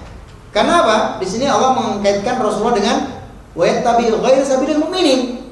Ya, siapa saja yang menentang Rasulullah SAW dan tidak mau mengikuti jalannya para sahabat, atau mereka menyelisih jalannya para sahabat, apa, lihat, nuwallihi ma tawalla, maka kami akan palingkan dia dari kebenaran. Makanya siapapun dia ngaku Islam, tapi kalau nggak mau mengikuti para sahabat, nggak mau beragama dengan agamanya para sahabat, akan tersesat. Ya akan tersesat. Iya nah. Wa nuslihi jahannam, lihat bahkan ancamannya apa? Ancamannya neraka jahanam. Ya, ancamannya neraka jahanam. Wa saat masyir, dan neraka jahanam itu tempat yang paling buruk. Jadi kita ini kalau menyelisih sahabat, tentunya menyelisih Rasulullah SAW tentunya ya, dan sahabat, maka kita bisa tersesat dan masuk ke dalam neraka jahanam. Ya, sebagaimana Imam Malik mengatakan, man asbaha fi qalbi ghaitun ala ahadin min ashabi Rasulullah faqad asabatul ayah. Siapa saja yang hatinya ada kebencian kepada sahabat, ya, tidak suka dengan sahabat satupun, maka dia mendapatkan ancaman dari ayat ini. Karena apa? Wa yattabi ghayra sabilil mu'minin, itu karena dia mengikuti jalannya selain jalannya para sahabat. Maka kaum muslimin ini menunjukkan bahwasanya sahabat merupakan rujukan dalam beragama. Bahkan kalau kita ingin menang dunia dan akhirat, ya, menang dunia dan akhirat, maka hendaknya kita mengikuti jalannya para sahabat. Ya, nah. Bahkan kita pun dilarang beribadah tanpa ibadah yang dilakukan para sahabat. Ya, kita nggak boleh merekayasa mengarang ibadah tanpa ibadah itu tidak pernah dilakukan oleh para sahabat. Karena sekali lagi para sahabat itu apa? Pengamal ilmu dari Nabi Muhammad, di mana Rasul bersabda, ya, kemudian diperhatikan oleh para sahabat. Rasul beribadah, ibadah Rasul ditiru oleh sahabat. Maka kita nggak boleh beribadah menyelisih ibadahnya para sahabat. Sebagaimana Hudzaifah bin Yaman, beliau mengatakan, kullu ibadatin lam yata'abbad bi ashabi Rasulullah fala ta'abbadu biha. Ya, setiap ibadah yang tidak pernah diamalkan oleh para sahabat Rasulullah, maka janganlah kalian beribadah dengannya. Ya, jadi kalau sahabat ini nggak pernah melakukan suatu ibadah yang tidak ada di zaman beliau, maka zaman ini jangan kita mengada-adakan, jangan kita merekayasa. Ya, nah. Kenapa? Karena kalau kita merekayasa ibadah, berarti kita menyelisih Rasulullah dan menyelisih jalannya kaum muslimin, itu menyelisih para sahabat. Ya, nah. Fa innal awwala lam yadda' lil akhiri maqalan. Ya, karena generasi pertama tidak menyisakan komentar bagi yang belakangan. Artinya semua agama Islam itu dari awal sampai akhir, dari A sampai Z, itu sudah diperhatikan para sahabat, nggak kurang satupun. Ya, sebagaimana sama, yaitu Mu'adz bin Jabal ketika ditanya oleh orang-orang Yahudi, "A'allamakum an-nabiy hatta al-khira?" Apakah nabimu juga mengajarkan sampai buang hajat? Apa kata beliau? "Na'am, hatta al-khira." Dan ini ucapan juga Umar bin Khattab. Ya, jadi Rasul itu sudah mengajarkan segala sesuatu kepada sahabat. Tinggal kita mencontohnya. Enggak boleh kita merekayasa ibadah yang tidak pernah dilakukan oleh para sahabat. Ya, nah. Maka ibadah kita harus mengikuti ibadahnya para sahabat. Nah, fattaqullah ya ma'syarul qura khudu tariqa man kana qablakum. Maka bertakwalah kepada Allah wahai kalian para pembaca Al-Qur'an. Ya. Maknanya ini adalah orang-orang yang beribadah. Jadi kita ini yang beribadah harus bertakwa kepada Allah. Ya, nah. Apa kata beliau? Khudu tariqa man kana qablakum. Ikutilah jalannya orang sebelum kalian. Itu jalannya para sahabat, para tabi'in dan tabi'ut tabi'in. Intinya jalannya para orang-orang soleh. Ya, nah. Kaum muslimin, mari kita lihat keimanan para sahabat. Tadi sudah kita sebutkan, di antaranya Abu Bakar menginfakkan seluruh hartanya, Hantalah, ya. Kemudian kita sebutkan kembali yaitu Utsman bin Affan. Bagaimana Utsman bin Affan ini? Beliau ini sahabat yang kaya raya, yang suka sedekah. Di antaranya beliau menyumbang atau memberi sumur rumah. Gimana kisahnya kaum muslimin? Kisahnya itu ketika itu Madinah sedang paceklik, sehingga air banyak yang mengering. Ya, sumur-sumur tidak ada yang keluar air kecuali satu sumur. Sumurnya orang Yahudi, namanya sumur Ruman. Suatu hari beliau ini mendekati pemilik sumur dan menawarkan untuk dibeli. Namun orang Yahudi nggak mau jualnya. Namun Utsman ini cerdas. Bagaimana caranya? Dia tawarkan, wahai fulan, bagaimana kalau saya beli sehari, ya, kemudian besok kamu pakai, sehari lagi saya beli, sehari lagi kamu pakai, sehari lagi saya beli, dan harganya tinggi, ya harganya kasih tinggi, sehingga orang Yahudi itu tergiur, ya, karena ketika dia jualan, misalnya, ini kan dia jual nih, jadi sumurnya itu tiap hari jual air pak, ya seperti kita depo air gitu ya, kan di sini kan banyak depo air kan. Nah, zaman itu juga sama, orang Yahudi yang jual air kepada semua orang. Misalkan sehari penghasilan anggap aja uang rupiah, kan sehari penghasilannya 5 juta. Utsman nawarnya berapa? 7 juta Pak. Dilebihkan harganya. Jadi kalau sehari ini dia dapat 5 juta, Utsman beli besok itu 7 juta. Ya, 7 juta. Sehingga orang ini seneng lah. Oh, saya biasanya cuma 5 juta, dapat 2 juta, saya untung. Ya kan? Akhirnya Utsman apa Bapak Ibu? Pintar nih Utsman ini. Ketika dia beli, semua kaum muslimin disuruh ngambil air sepuasnya sampai untuk 2 hari, ya, sehingga di hari berikutnya ketika waktunya orang Yahudi jualan nggak laku, ya, omsetnya menurun, yang tadinya 5 juta menjadi 2 juta. Nah, Utsman datang lagi, ya, gimana kalau saya beli full sumur ini? Tetap nggak mau dia. Ya udahlah, dibeli lagi besoknya 7 juta, ya. Datang lagi kaum muslimin mengambil air sepuasnya, sehingga omsetnya hari berikutnya turun lagi. Akhirnya karena orang Yahudi ini omsetnya menurun, akhirnya ditawar sama Utsman dengan harga yang lebih besar dan dijual oleh orang Yahudi ini, dan oleh Utsman diwakafkan kepada kaum muslimin. Subhanallah, dermawannya Utsman seperti ini. Ya, nah. Bahkan juga kaum muslimin rahimahullah, Utsman, ya, radhiyallahu anhu, dia ini menantu Rasulullah SAW, ya, juga pernah menyumbangkan di saat perang Tabuk 300 ekor unta. 300 ekor unta. Unta sekarang anggap aja harganya 50 juta, Pak. Ya, 50 juta kali 300 berapa? Ya. Berapa, Bu? Berapa M? Nggak nyampe M ya? 50 ekor kuda. Nah, kudanya belum dihitung. Ya, dan 1.000 dinar emas untuk membantu keperluan perang Tabuk. Intinya beliau ini ketika menyumbang itu enggak tanggung-tanggung, ya, ketika menyumbang untuk kaum muslimin itu enggak tanggung-tanggung. Dan beliau juga pernah menyumbangkan 1.000 ekor unta, ya, untuk penuh dengan bahan makanan untuk membantu kaum muslimin ketika saat paceklik, ya. Inilah Utsman. Bahkan Utsman ini satu-satunya sahabat yang mewakafkan tanahnya yang masih ada sampai hari ini. Dan tanahnya dibangun hotel oleh pemerintah Saudi, dan hasil dari sewa hotel itu dimasukkan ke rekening Utsman, ya, dan dijadikan sedekah untuk fakir miskin, ya, untuk duafa. Makanya mahasiswa di Arab Saudi itu kuliah gratis, bahkan mereka dapat pesangon. Dari mana uangnya? Ya, diantaranya tadi nih dari wakafnya Utsman ini, ya. Bahkan juga hotel itu namanya, kalau Bapak Ibu umrah kan, kalau ke Madinah juga, pas mau masuk belokan ke area-area hotel itu ada tuh, ya, hotel wakaf Utsman bin Affan, ya.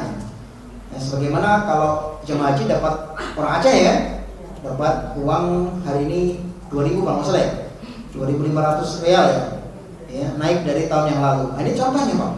Jadi orang-orang itu masya Allah, ya, mereka begitu luar biasa menafkahkan hartanya, ya, untuk apa? Untuk perjuangan kaum muslimin, ya. Kisah yang lain, di antara keimanan yang lain, yaitu Mus'ab bin Umair. Bapak Ibu tahu siapa Mus'ab bin Umair? Kata Rasulullah, kana an'amu rajulan. Mus'ab bin Umair ini seorang laki-laki yang paling kaya raya di Madinah, di Mekah waktu itu. Ini orang yang paling kaya raya itu Mus'ab bin Umair. Itu keluarganya, ibunya, bapaknya. Dia itu masih pemuda, ya, paling ganteng, paling gagah, dan paling, intinya hidupnya paling nikmat. Karena an'amu rajulan artinya orang yang paling nikmat hidupnya di kota Mekah. Namun ketika masuk Islam, Bapak Ibu, dia miskin. Ya, dia masuk Islam, yang tadinya sandalnya mewah, bajunya mewah, jubahnya mewah, semuanya diambil oleh ibunya. Sampai-sampai Rasul mengisahkan, ya, ketika di majelis beliau melihat Mus'ab bin Umair itu, Rasul menangis. Kenapa? Karena kulitnya tadi putih bersih menjadi bersisik. Ya, bersisik seperti, ya, nggak pernah kesentuh minyak wangi, kemudian kainnya, bajunya compang-camping. Rasul menangis. Ya, kenapa? Karena anak rajulan dahulu adalah dia orang yang paling kaya raya. Namun demi Islam dia sampai meninggalkan kekayaannya. Sampai ibunya ngomong apa? Wahai anakku, aku nggak mau makan sampai kamu mau murtad dari agama Muhammad. Apa kata Mus'ab, Bapak Ibu? Wah ibuku, seandainya ibu punya nyawa 9, keluar satu persatu, saya nggak akan keluar dari agama Islam. Iya, ini kekuatannya Mus'ab bin Umair. Sampai lihat Bapak Ibu, ketika hijrah ke kota Madinah, di tahun kedua itu terjadi perang Uhud. Beliau ikut perang Uhud Bapak Ibu dan meninggal di Uhud. Ya, dan ketika ada di kafani Bapak Ibu, kepalanya ditutupi, kain apa? Kakinya kelihatan. Ketika kakinya ditutupi, kepalanya kelihatan. Sehingga Rasul menyuruh agar kepalanya ditutupi dengan baju yang dia pakai dan kakinya ditutup dengan daun idkhir. Jadi kalau Bapak Ibu hijrah, mengenal Islam, meninggalkan sesuatu yang buruk, kok Allah uji dengan ujian yang berat mungkin ya, maka lihatlah kisah perjuangan Mus'ab bin Umair. Ini kan cuma kisah sebelumnya ya. Coba baca. Jadi kalau Bapak Ibu kalau gitu ya, misal hijrah dari mohon maaf tadinya dunia glamor yang mewah ya, karena kerja di mohon maaf satu yang riba misalkan, atau karena usaha dari usaha yang riba kemudian ditinggalkan kok jadi miskin, bacalah kisah Mus'ab bin Umair. Ya, ini motivasi yang luar biasa untuk kita. Ya, bagaimana beliau ini berjuang untuk agamanya, untuk imannya, dan rela meninggalkan kemewahan. Kemewahannya. Nah, kaum muslimin, oleh karena itulah maka kita dilarang mencaci maki sahabat. Kita nggak boleh mencela sahabat. Ya, Rasul bersabda tentang keutamaan para sahabat, la tasubbu ashabi, la tasubbu ashabi. Wahai kalian, jangan pernah mencela para sahabatku. Wahai kalian, jangan pernah mencela sahabatku. Walladzi nafsi biyadihi, law anna ahadakum anfaqa misla Uhudin dzaban ma adraka mudda hadim wala nasimahu. Demi Allah kata Rasul, seandainya kalian menginfakkan emas sebesar gunung Uhud, ya sebesar emas gunung Uhud. Bapak Ibu, gunung Uhud itu panjangnya itu 7 sampai 8. 7 sampai 8 ya benar.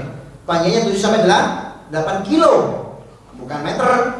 Ya, 7 sampai 8 kilo panjangnya. Berarti sini sama sampai sini ya, sampai Bani Umar sana ya kurang lebih ya. Enggak nyampe ya? Lebih ya. Sini sampai Bani Umar berapa kilo? Bayangkan Pak, Bapak kalau punya emas sepanjang jauh. Anggapnya Bani Umar gitu ya. Kemudian lebarnya, ini kan panjang, lebarnya itu 2 sampai 3 kilo Pak. Lebarnya, tingginya itu 800 meter. Emas, bayangkan kalau kita punya emas gitu Pak. Ya. Bapak Ibu pernah dengar hadis tentang di antara motivasi Rasulullah untuk mendapatkan pahala gunung Uhud apa? Salat jenazah kan? Manittaba salatu zanazati hatta yakburu ya falahu qiratani. Siapa yang mengikuti salat jenazah dan sampai dikuburkan dapat 2 pahala 2 qirat. 1 qirat kata Rasulullah misla Uhudin. 1 qirat itu sebesar gunung Uhud. Gunung Uhud itu besarnya tadi 7 sampai 8 kilo panjangnya, lebarnya 2 sampai 3 kilo dan tingginya 800 sampai 900 meter. Bayangkan kalau Bapak Ibu punya emas seperti itu, mungkin orang paling kaya di dunia ya. Lihat, seandainya Bapak Ibu menginfakkan emas sebesar itu, emas saja sekarang 2 juta ya, emas antam. Bayangkan 1 gram, itu berapa kilo itu? Berapa ton itu Bapak Ibu? Ya, triliunan uang yang Bapak Ibu nafkahkan jalan Allah itu apa? Ya, ma adraka mudda hadihim wala nasifau. Tidak bisa menyamai 1 mud. 1 mud itu segini. Ya, 1 mud sedekahnya sahabat, bahkan setengahnya nggak bisa menyamai. Jadi kalau kita menginfakkan triliunan uang yang kita punya, nggak akan bisa menyamai sedekahnya sekian dari sedekahnya sahabat. Ini tentang keutamaan para sahabat. Maka nggak boleh kita mencaci maki para sahabat. Karena Rasul mengatakan la tasubbu ashabi. Bahkan Rasul mengancam laknat kepada orang yang mencaci maki sahabat. Rasul bersabda dalam hadis yang lain, "Man syabba ashabi fa alaihi laknatullahi wal malaikati wan nasi ajmain." Barang siapa yang mencaci maki sahabatku, maka dia mendapatkan laknat dari Allah, laknat dari malaikat, dan laknat dari seluruh manusia. Makna laknat itu apa? Tardu anir rahmah. Dia tidak akan mendapatkan rahmat dari Allah. Dia akan dijauhkan dari kebaikan. Itu makna laknat. Maka orang yang mencaci maki sahabat itu dilaknat oleh Allah dan Rasulnya dan malaikat dan juga seluruh manusia. Ya, maka kalau ada kelompok ngaku Islam tapi suka mencaci maki sahabat, itu berarti Islamnya tidak benar. Karena Islam yang paling benar itu, nggak boleh mencaci maki sahabat. Ya, tidak boleh mencaci maki sahabat. Nah, di antara Bapak Ibu yang suka mendapatkan celaan selain tadi Abu Bakar, Umar, Utsman, Aisyah dan Hafsah, siapa? Muawiyah. Nah, di mana Muawiyah ini seorang yang hidup atau masuk Islam di akhir-akhir sebelum Rasul meninggal dunia. Ya, itu sebelum Rasul meninggal dunia. Dan Muawiyah ini salah satu sahabat yang ada perselisihan dengan sahabat yang lain. Ya, sehingga sebagian orang Islam mencaci dan mencela Muawiyah gara-gara Muawiyah ini Islam pecah gitu kan. Namun Bapak Ibu, kita tidak boleh mencela beliau karena beliau ini termasuk salah satu sahabat yang mulia. Bahkan beliau termasuk salah satu sahabat penulis wahyu yang mendapat doa dari Rasulullah. Apa doa Rasulullah? Allahumma ja'alhu hadiyan mahdiyan wadi wahdibihi. Ya Allah, jadikanlah dia sebagai pemberi petunjuk dan mendapatkan petunjuk darimu ya Allah. Ya, berilah dia petunjuk dan jadikanlah petunjuk dengannya. Ya, nah, ada riwayat Imam Al-Bukhari. Maka di sini nggak boleh kita mencela, mencaci maki Muawiyah. Ini saya sebutkan salah satu contohnya. Kenapa? Karena mohon maaf, saya ingat banget dulu kuliah di Indonesia ini, kalau kita belajar sejarah Syirah, itu sebagian dosen-dosen itu menyalahkan Muawiyah dan mencaci maki Muawiyah. Sebagian ya, bukan tidak semua. Karena memang kurikulumnya seperti itu. Ya, kurikulumnya seperti itu. Ya. Nah, jadi kalau kita belajar sejarah Islam di perguruan tinggi itu sebagian seperti itu. Makanya wajar kalau orang kampus itu ada yang menjadi Syiah, ya, karena memang mereka di kurikulum pendidikannya ada yang seperti itu. Ya, ada yang seperti itu. Nah, Ali bin Abi Thalib, ya, di mana Ali bin Abi Thalib ini salah satu sahabat yang berseteru dengan siapa? Muawiyah. Ketika perang Siffin, apa kata beliau? La taqrawu imarata Muawiyah. Karena apa? Wallahi la in faqadtumuhu la tarawna ru'usa tandaru ala kawahiliha kana qintal. Janganlah kalian membenci kepemimpinan Muawiyah. Ya, walaupun dia naik jabatan karena merebut, ya, maka tetap kalian enggak boleh. Nah, ini di sini ada bimbingan untuk kita. Bahwasanya kita ini Ahlussunnah wal Jamaah wajib taat kepada pemimpin. Enggak boleh kita memberontak, enggak boleh kita yaitu lepas dari taat kepada ulil amri. Ya, pemimpin. Selama pemimpin kita membebaskan kita untuk beragama dengan baik.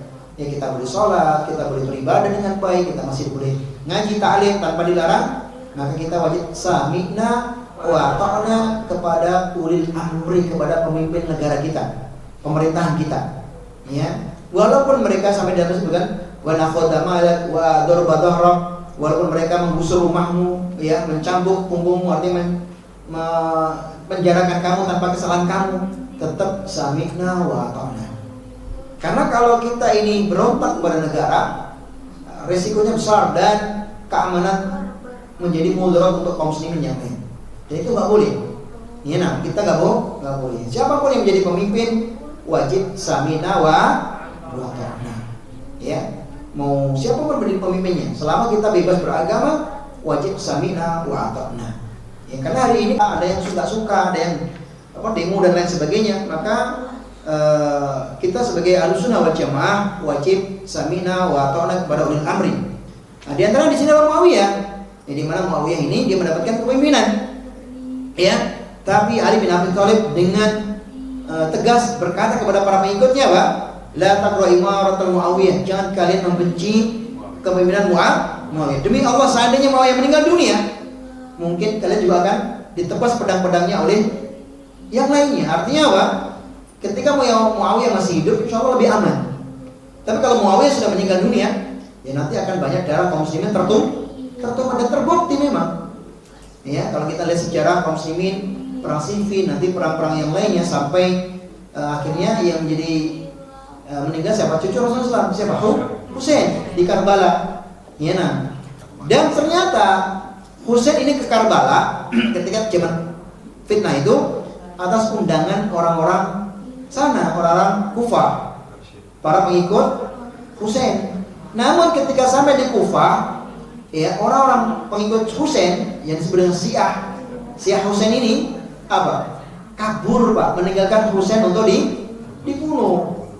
Ya, kepalanya dipenggal si Husain ini. Makanya nanti tanggal 10 itu kan tanggal 2 ya, tanggal 2 Muharram ya. Tanggal 10 Muharram itu, lihat orang Syiah Bapak Ibu, mereka merayakan Asyura. Apa merayakan Asyura? Mereka pukul-pukul badannya sampai berdarah-darah. Di Indonesia sudah mulai, dulu di BSD ada yang sampai ramai itu kan, sampai kaum muslimin yang lainnya mencegah, karena memang ini aliran, mohon maaf ya, tidak benar. Memukul-mukul badan sampai berdarah-darah itu namanya tabdil, namanya apa? Niyahah. Ya, nggak boleh dalam Islam itu apa? Nggak boleh. Rasul mengatakan apa? Mannaha, ya, au mannaha syaqqa juyubahu wa darabahu faqahu laisa minna. Siapa yang meratapi kematian sampai menangis-nangis, memukul pipinya, menyobek-nyobek bajunya, maka dia bukan bagian dari Islam. Nah, hari ini Syiah apa? Melakukan itu. Ya, nanti tanggal 10 Muharram lihat mereka. Apalagi kalau di TV Iran, saya dulu waktu di Arab Saudi tinggal sudah lihat di TV-TV itu. Mereka melakukan sampai seperti itu ya. Dan itu nggak boleh.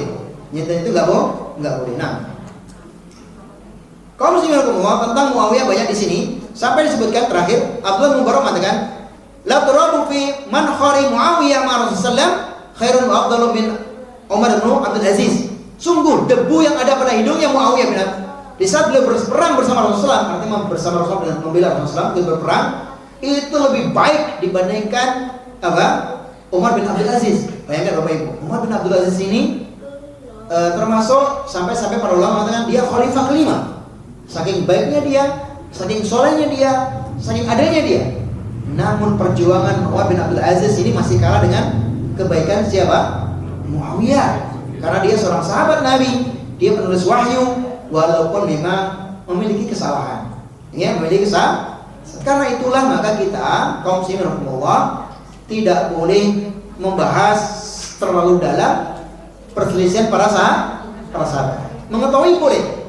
Ya, mengetahui sejarah perang Siffin antara siapa dengan siapa, ya, perang ini dengan ini, kita boleh mengetahuinya.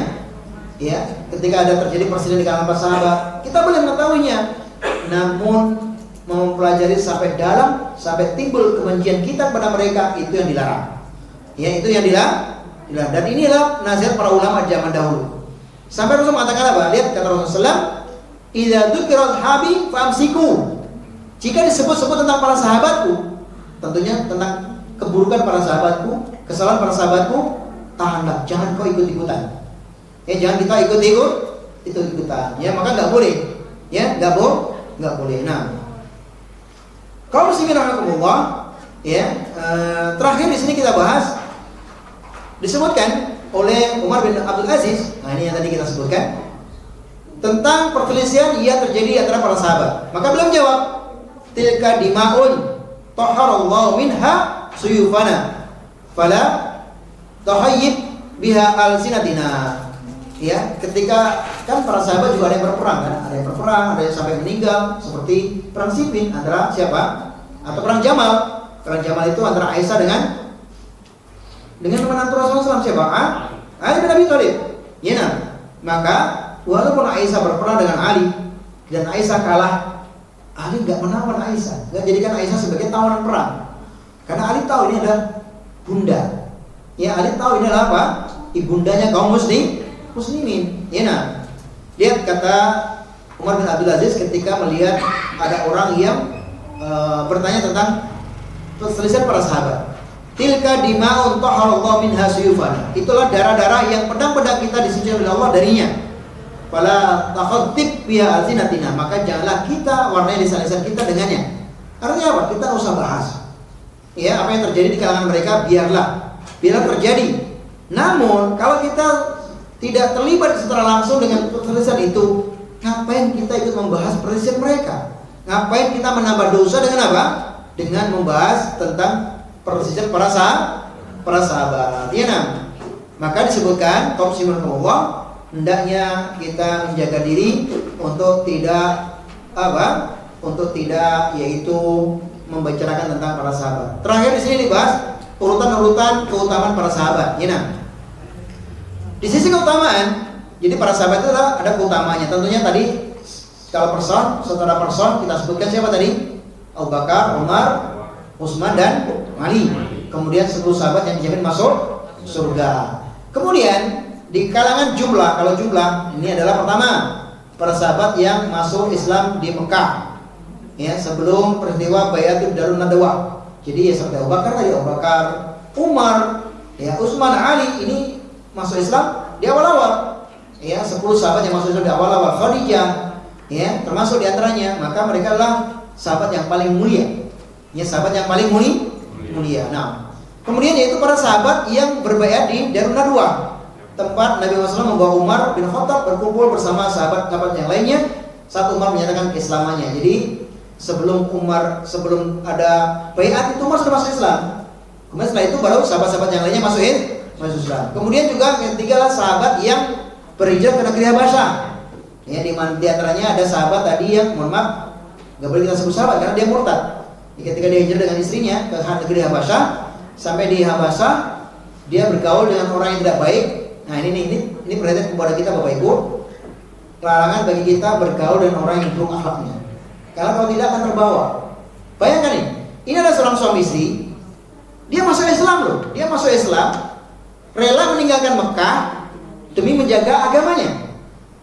Namun ketika sampai negeri hijrahnya di negeri Habasyah, dia bergaul dengan orang yang tidak baik. Ya, akhirnya apa? Dia ikut-ikutan mabuk, ikut-ikutan melakukan maksiat dan murtad dari agama Islam. Maka Bapak Ibu, di sini ada sebuah hikmah bagi kita, ya, agar kita kalau Bapak Ibu sudah hijrah, misalkan dulu punya lingkungan yang tidak baik, ya, sudah punya komunitas yang tidak baik, kemudian Bapak Ibu ingin hijrahlah menjadi lebih baik, tinggalkan mereka, maka tinggalkan terus, jangan dideketin lagi, karena kalau deketin lagi kita bisa balik lagi. Dan itu terjadi. Saya pernah dicurhati seorang istri di dekat rumah sana. Suaminya itu dulu pergaulannya buruk, ya, kemudian kesini menjadi baik, hijrah dia, karena diajak pindah sama istrinya, pindah rumah, ya, dan mau ngaji. Jadi suami istri ikut ngaji, bagus, ya, mau ngaji. Namun kemudian setelah beberapa tahun kemudian tanpa sengaja suaminya ketemu dengan teman-teman lamanya, ya, akhirnya karena gaul dengan teman-teman lama, kamu lagi pakai narkoba, karena dulu pakai narkoba, suaminya pakai narkoba, ya, pakai narkoba, gara-gara ketemu teman-teman yang lama yang dulu. Akhirnya saya minta kepada istri ini agar kumpul berdua, kita nasihatin, ya, alhamdulillah kita nasihatin. Kemudian suaminya meninggalkan pekerjaannya karena gara-gara pekerjaan itulah dia bertemu dengan teman-teman lamanya. Akhirnya dia tinggalkan pekerjaan itu dan dia melamar kerja sebagai guru. Ini sebagai guru. Qadarullah sallallahu ta'ala ketika belum jadi guru ada satu kegiatan beliau meninggal dunia. Tapi meninggalnya bukan bergaul dengan orang yang buruk tadi yang sudah dia tinggalkan. Ini salah satu contoh kisah bagaimana teman lama mempengaruhi kalau dia buruk. Ya, kecuali teman lama sudah sama-sama hijrah, ya maka teruskan. Ya, teruskan. Karena memang orang kalau sudah bertemu dengan orang yang sefrekuensi dulu yang buruk, dia akan berubah, dan itu banyak teman-teman yang melihat atau artis-artis yang mau hijrah namun gaulnya masih dengan orang yang seperti mereka, ya kembali lagi ke dunia mereka. Ya, maka pentingnya kita hijrah dan tinggalkan masa lalu, ya, dan kita bergaul dengan orang-orang yang baik. Ya, nah, kemudian seperempat jam lagi ya. Bapak Ibu, ini baca lagi, baca sendiri karena waktunya kita tanya jawab, khawatir nanti masuk zuhur belum ada tanya jawab, ya. Nah, demikian yang bisa kita sampaikan. Ini baru mukadimah tentang para sahabat. Ya, semoga apa yang saya sampaikan bermanfaat. Mungkin ada satu dua yang ditanyakan, Pak ya, silakan kalau ada yang mau bertanya. Nah, silakan Bapak Ibu kalau ada yang mau bertanya. Bapak Ibu.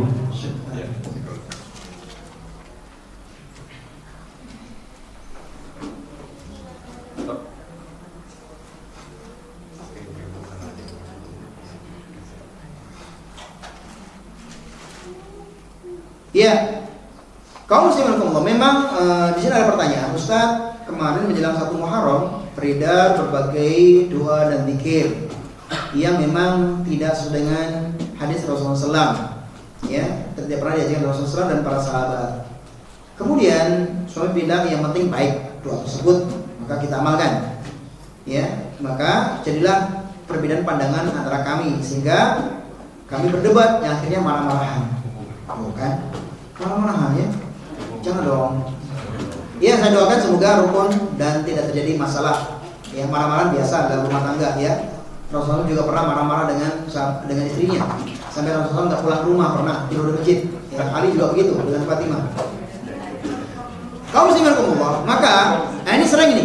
Ketika ada bulan-bulan tertentu, kadang kala beredar di WhatsApp kita suatu amalan-amalan, bahkan kadang suatu peringatan yang memang itu nggak ada dalilnya. Seperti siapa yang mengingatkan umatku dengan datangnya bulan ini, maka akan dihapuskan dosanya sepanjang 80 tahun. Ada kan ini pernah itu saya dapatkan juga. Maka hal seperti ini Bapak Ibu ya perlu diperhatikan. Jangan sampai kita ikut-ikutan latah. Karena sekali lagi sumber kita beribadah berdalil dari mana? Al-Quran dan Sunnah dan amalan para sahabat. Ketika kita nggak dapat di hal itu, ya maka kita nggak perlu mengamalkannya. Ya nggak perlu mengamalkan. Namun ketika kita memulai misalkan bulan baru atau tahun baru dengan kita berdoa kepada Allah dengan doa-doa yang bebas, maka nggak ada masalah. Selama nggak meyakini doa tanggal 1 Muharram itu doanya harus ini, itu nggak boleh kalau meyakini, karena nggak ada dalil kan. Tapi kalau mendoakan satu doa yang memang itu tidak diyakini sebagai bagian dari amalan di 1 Muharram dan kita berdoa dengan doa yang bebas, maka tidak masalah, silahkan. Ya, semoga dengan kita memasuki tahun baru ini atau 1 Muharram ini hidup kita makin berkah misalkan. Kita berdoa dengan doa yang bebas, maka silahkan, tidak masalah. Selama tidak meyakini sekali lagi ada amalan khusus di bulan tersebut. Ya, tidak ada doa khusus karena memang mohon maaf sekali lagi, perayaan tahun baru Islam, tahun baru Masehi itu baru muncul di akhir-akhir zaman. Di zaman Rasulullah itu tidak ada tahun 1 Hijriah, 2 Hijriah itu nggak ada. Yang menetapkan tahun 1 Hijriah, 2 Hijriah, 3 Hijriah itu siapa? Ada yang tahu? Khalifah Umar bin Khattab. Jadi Khalifah bin Khattab ketika Islam, dia di zaman Khalifah Umar itu kan Islam tersebar ke seluruh Jazirah Arab dan bahkan seluruh dunia. Dan beliau kadang bingung menentukan pergantian pasukan. Kadang pasukan dikirim ke sana berapa lama, gitu kan? Nah, suatu kisah ada seorang wanita yang naik ke bukit, dia bersenandung, kangen suaminya, rindu dengan suaminya, karena suaminya dikirim tugas oleh Umar. Sehingga Umar pun pulang bertanya kepada anaknya, yang perempuan, ya, wahai anakku, berapa lama seorang wanita bisa menahan rindu dari suaminya? Itu berapa? 4 bulan. Ya, 4 bulan. Sehingga Umar menjadikan ketetapan setiap 4 bulan harus ada pergantian pasukan dan dimulailah yaitu tahun Hijriah itu dari waktu hijrahnya Rasulullah ke kota Madinah. Jadi penanggalan Hijriah itu masih 1 Hijriah, 2 Hijriah sampai sekarang 1446 Hijriah ya. Itu yang menetapkan siapa? Umar bin Khattab. Namun tidak dirayakan, hanya menetapkan. Ya, nah. Maka ketika kita ada info-info misalkan siapa yang mengingatkan umatku dengan datangnya bulan ini akan dapatkan ampunan sekian tahun, itu perlu dalil. Ya, kalau itu nggak usah ibadah dong, ingetin doang, ya. Maka kadang-kala memang orang menyebarkan hadis-hadis palsu dan hadis maudhu. Ingat Bapak Ibu, ketika kita menyebarkan hadis, kalau hadis itu maudhu palsu, maka justru yang dapat apa? Ancaman dari neraka. Rasul mengatakan apa? Ya, man kadzdzaba alayya muta'ammidan falyatabawwa maq'adahu minan nar. Siapa yang berdusta atas namaku, artinya membuat hadis palsu, ya, dan mengatakan ini dari Rasulullah, maka hendaklah dia mencari tempat duduknya di neraka. Supaya apa? Supaya memang agar orang tidak mudah membuat hadis-hadis atau melarang-larang agama. Ya, karena agama itu dari Al-Quran dan Sunnah. Makanya kita harus paham mana hadis yang benar, mana hadis yang tidak benar, supaya kita bisa melandasi ibadah kita dengan dalil yang benar. Nah, demikian. Ada lagi yang lain? Silakan. Kalau nggak ada kita akhiri. Baik, silakan Bapak Ibu. Dari Bapak-bapak. Kalau ini baru introductory, yes sir. Nah, untuk Sahih Bukhari, karena di Sahih Bukhari sini ada 100-an hadis. Dari Ibu.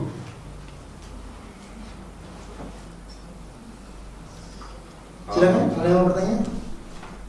Kalau mungkin Anda boleh bertanya. Iya, boleh silakan. Ini topiknya baik sekali, nanti relevan juga dengan zaman sekarang kan lagi berperang ya.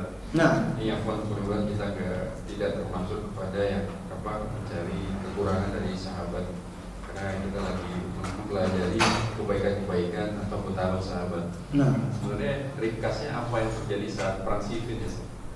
ya. Dapat.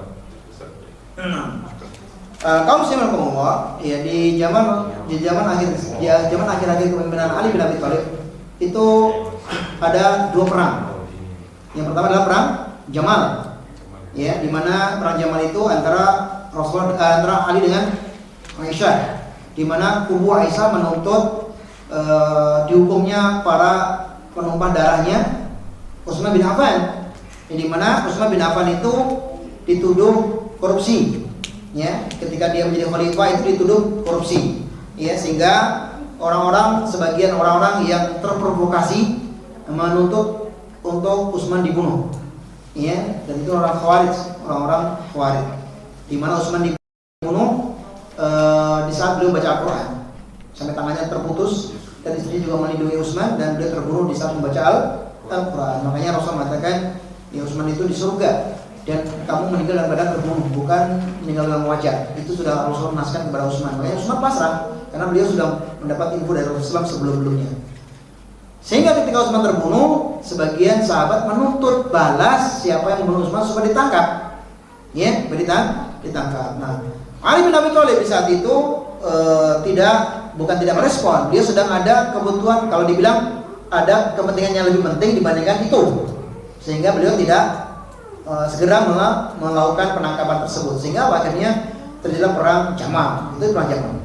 Adapun perang Siffin sama, ini kisahnya juga seperti itu, sama, ya, ini lanjutan dari perang Jamal. Hanya saja di perang Siffin itu yang memimpin bukan Aisyah, karena Aisyah kalah. Aisyah kalah dan pulang ke Madinah, kembali ke Madinah.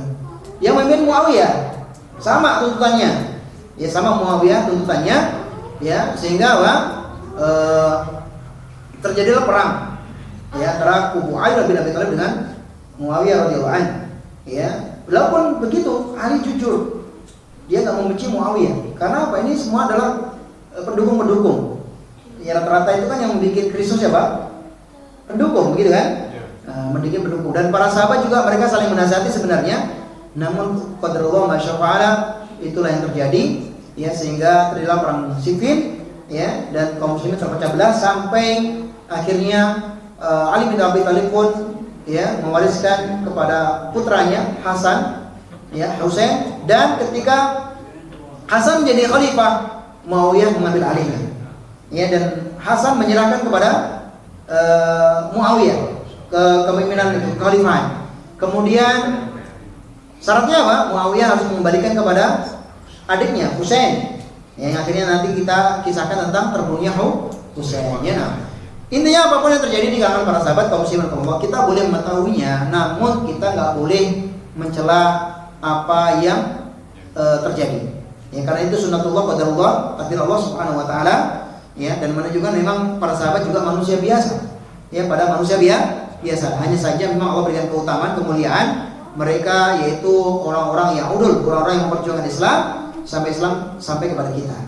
Ya, Islam ini sampai kepada kita karena perjuangan para sahabat yang mereka mendakwahkan Islam, menyebarkan Islam, dan mengamalkan sunnah Rasulullah sehingga Islam sampai kepada kita. Makanya tadi disampaikan dari awal apa? Kita hendaknya beragama dengan agamanya para sahabat, ya, beragama dengan kebaikan para sahabat, karena mereka adalah teladan.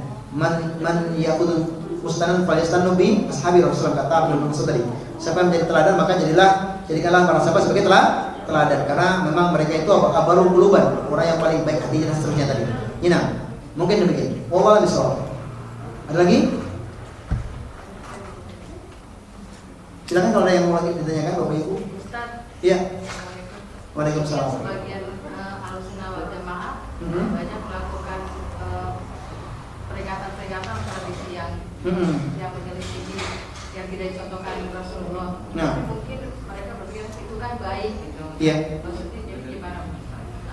Iya, kaum muslimin, memang tadi disampaikan bahwasanya memang kaum muslimin ya berdasarkan semangat ibadah, kadang kala ibadahnya tidak berlandaskan kepada Al-Quran dan Sunnah. Maka bagi kita terus harus belajar, mana amalan-amalan yang hanya kita lakukan, mana amalan-amalan yang tidak kita lakukan. Ya, karena memang di sana ada hadis dalam Arba'in Nawawi. Jadi kalau Bapak Ibu punya anak di pondok pesantren, itu pasti hafal hadis ini. Dalam Arba'in Nawawi hadis kelima, ya akan disebutkan di situ oleh Imam Nawawi, man amila amalan laisa alaihi amruna fa huwa raddun. Barang siapa yang melakukan suatu amalan yang tanpa dalil dari kami, maka amalan tersebut ditolak. Ya, ditolak oleh Allah Subhanahu wa taala.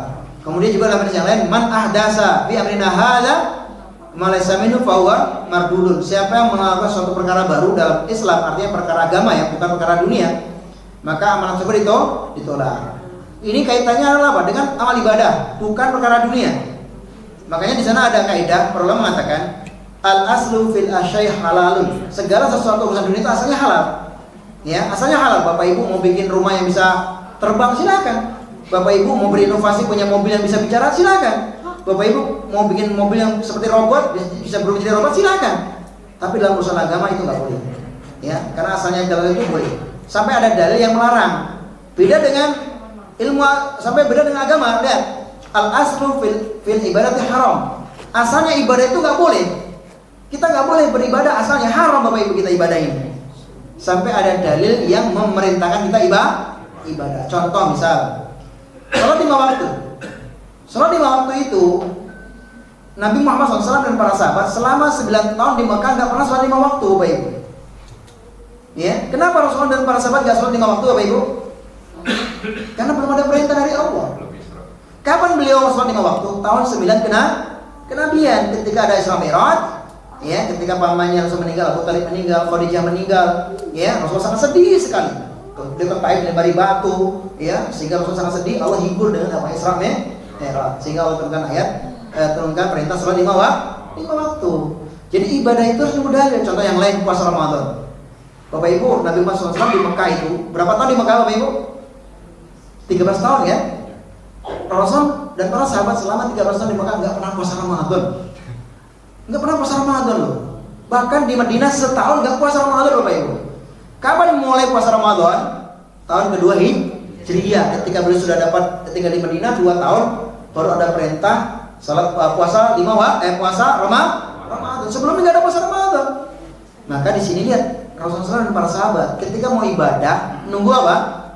Nunggu dalil, bukan perasaan yang dipakai. Bukan, oh ini kan baik loh. Ini kan menurut saya baik. Nggak bisa begitu. Dalam agama harus dengan dalil. Gak boleh beranggapan ini baik berdasarkan hati nurani kita, berdasarkan perasaan kita, pikiran kita. Karena nanti semua orang akan merekayasa ibadah.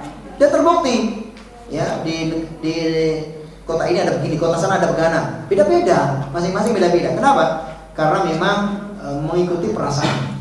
Ya, maka dalam ibadah itu kaidahnya harus kembali kepada apa? Dalil.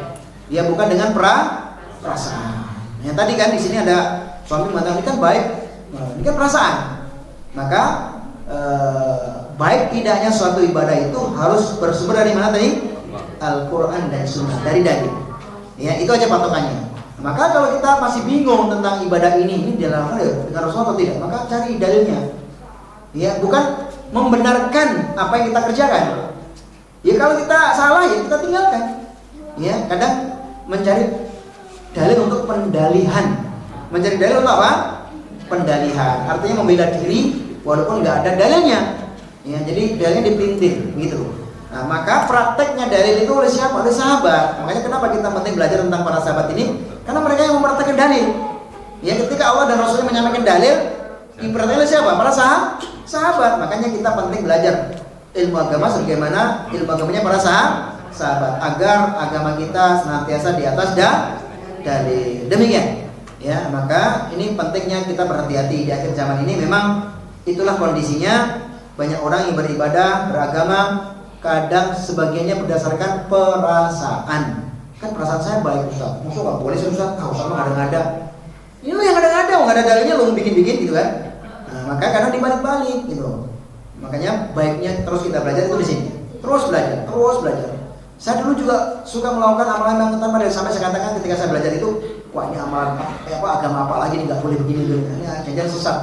Tapi akhirnya dengan itulah Allah menuntun saya ke pesantren, ya karena saya waktu itu juga sama mengamalkan suatu ibadah-ibadah tanpa dalil, kemudian dari situ Allah menggerakkan saya ke pesantren sehingga saya belajar ilmu agama, ya dan saya tahu mana yang benar dan mana yang salah. Ya, nah demikian. Wallahu a'lam bishawab. Karena waktu sudah masuk zuhur, maka demikian yang bisa kita sampaikan. Mohon maaf atas segala kekhilafan dan semoga kita sekalian bermanfaat dan memotivasi kita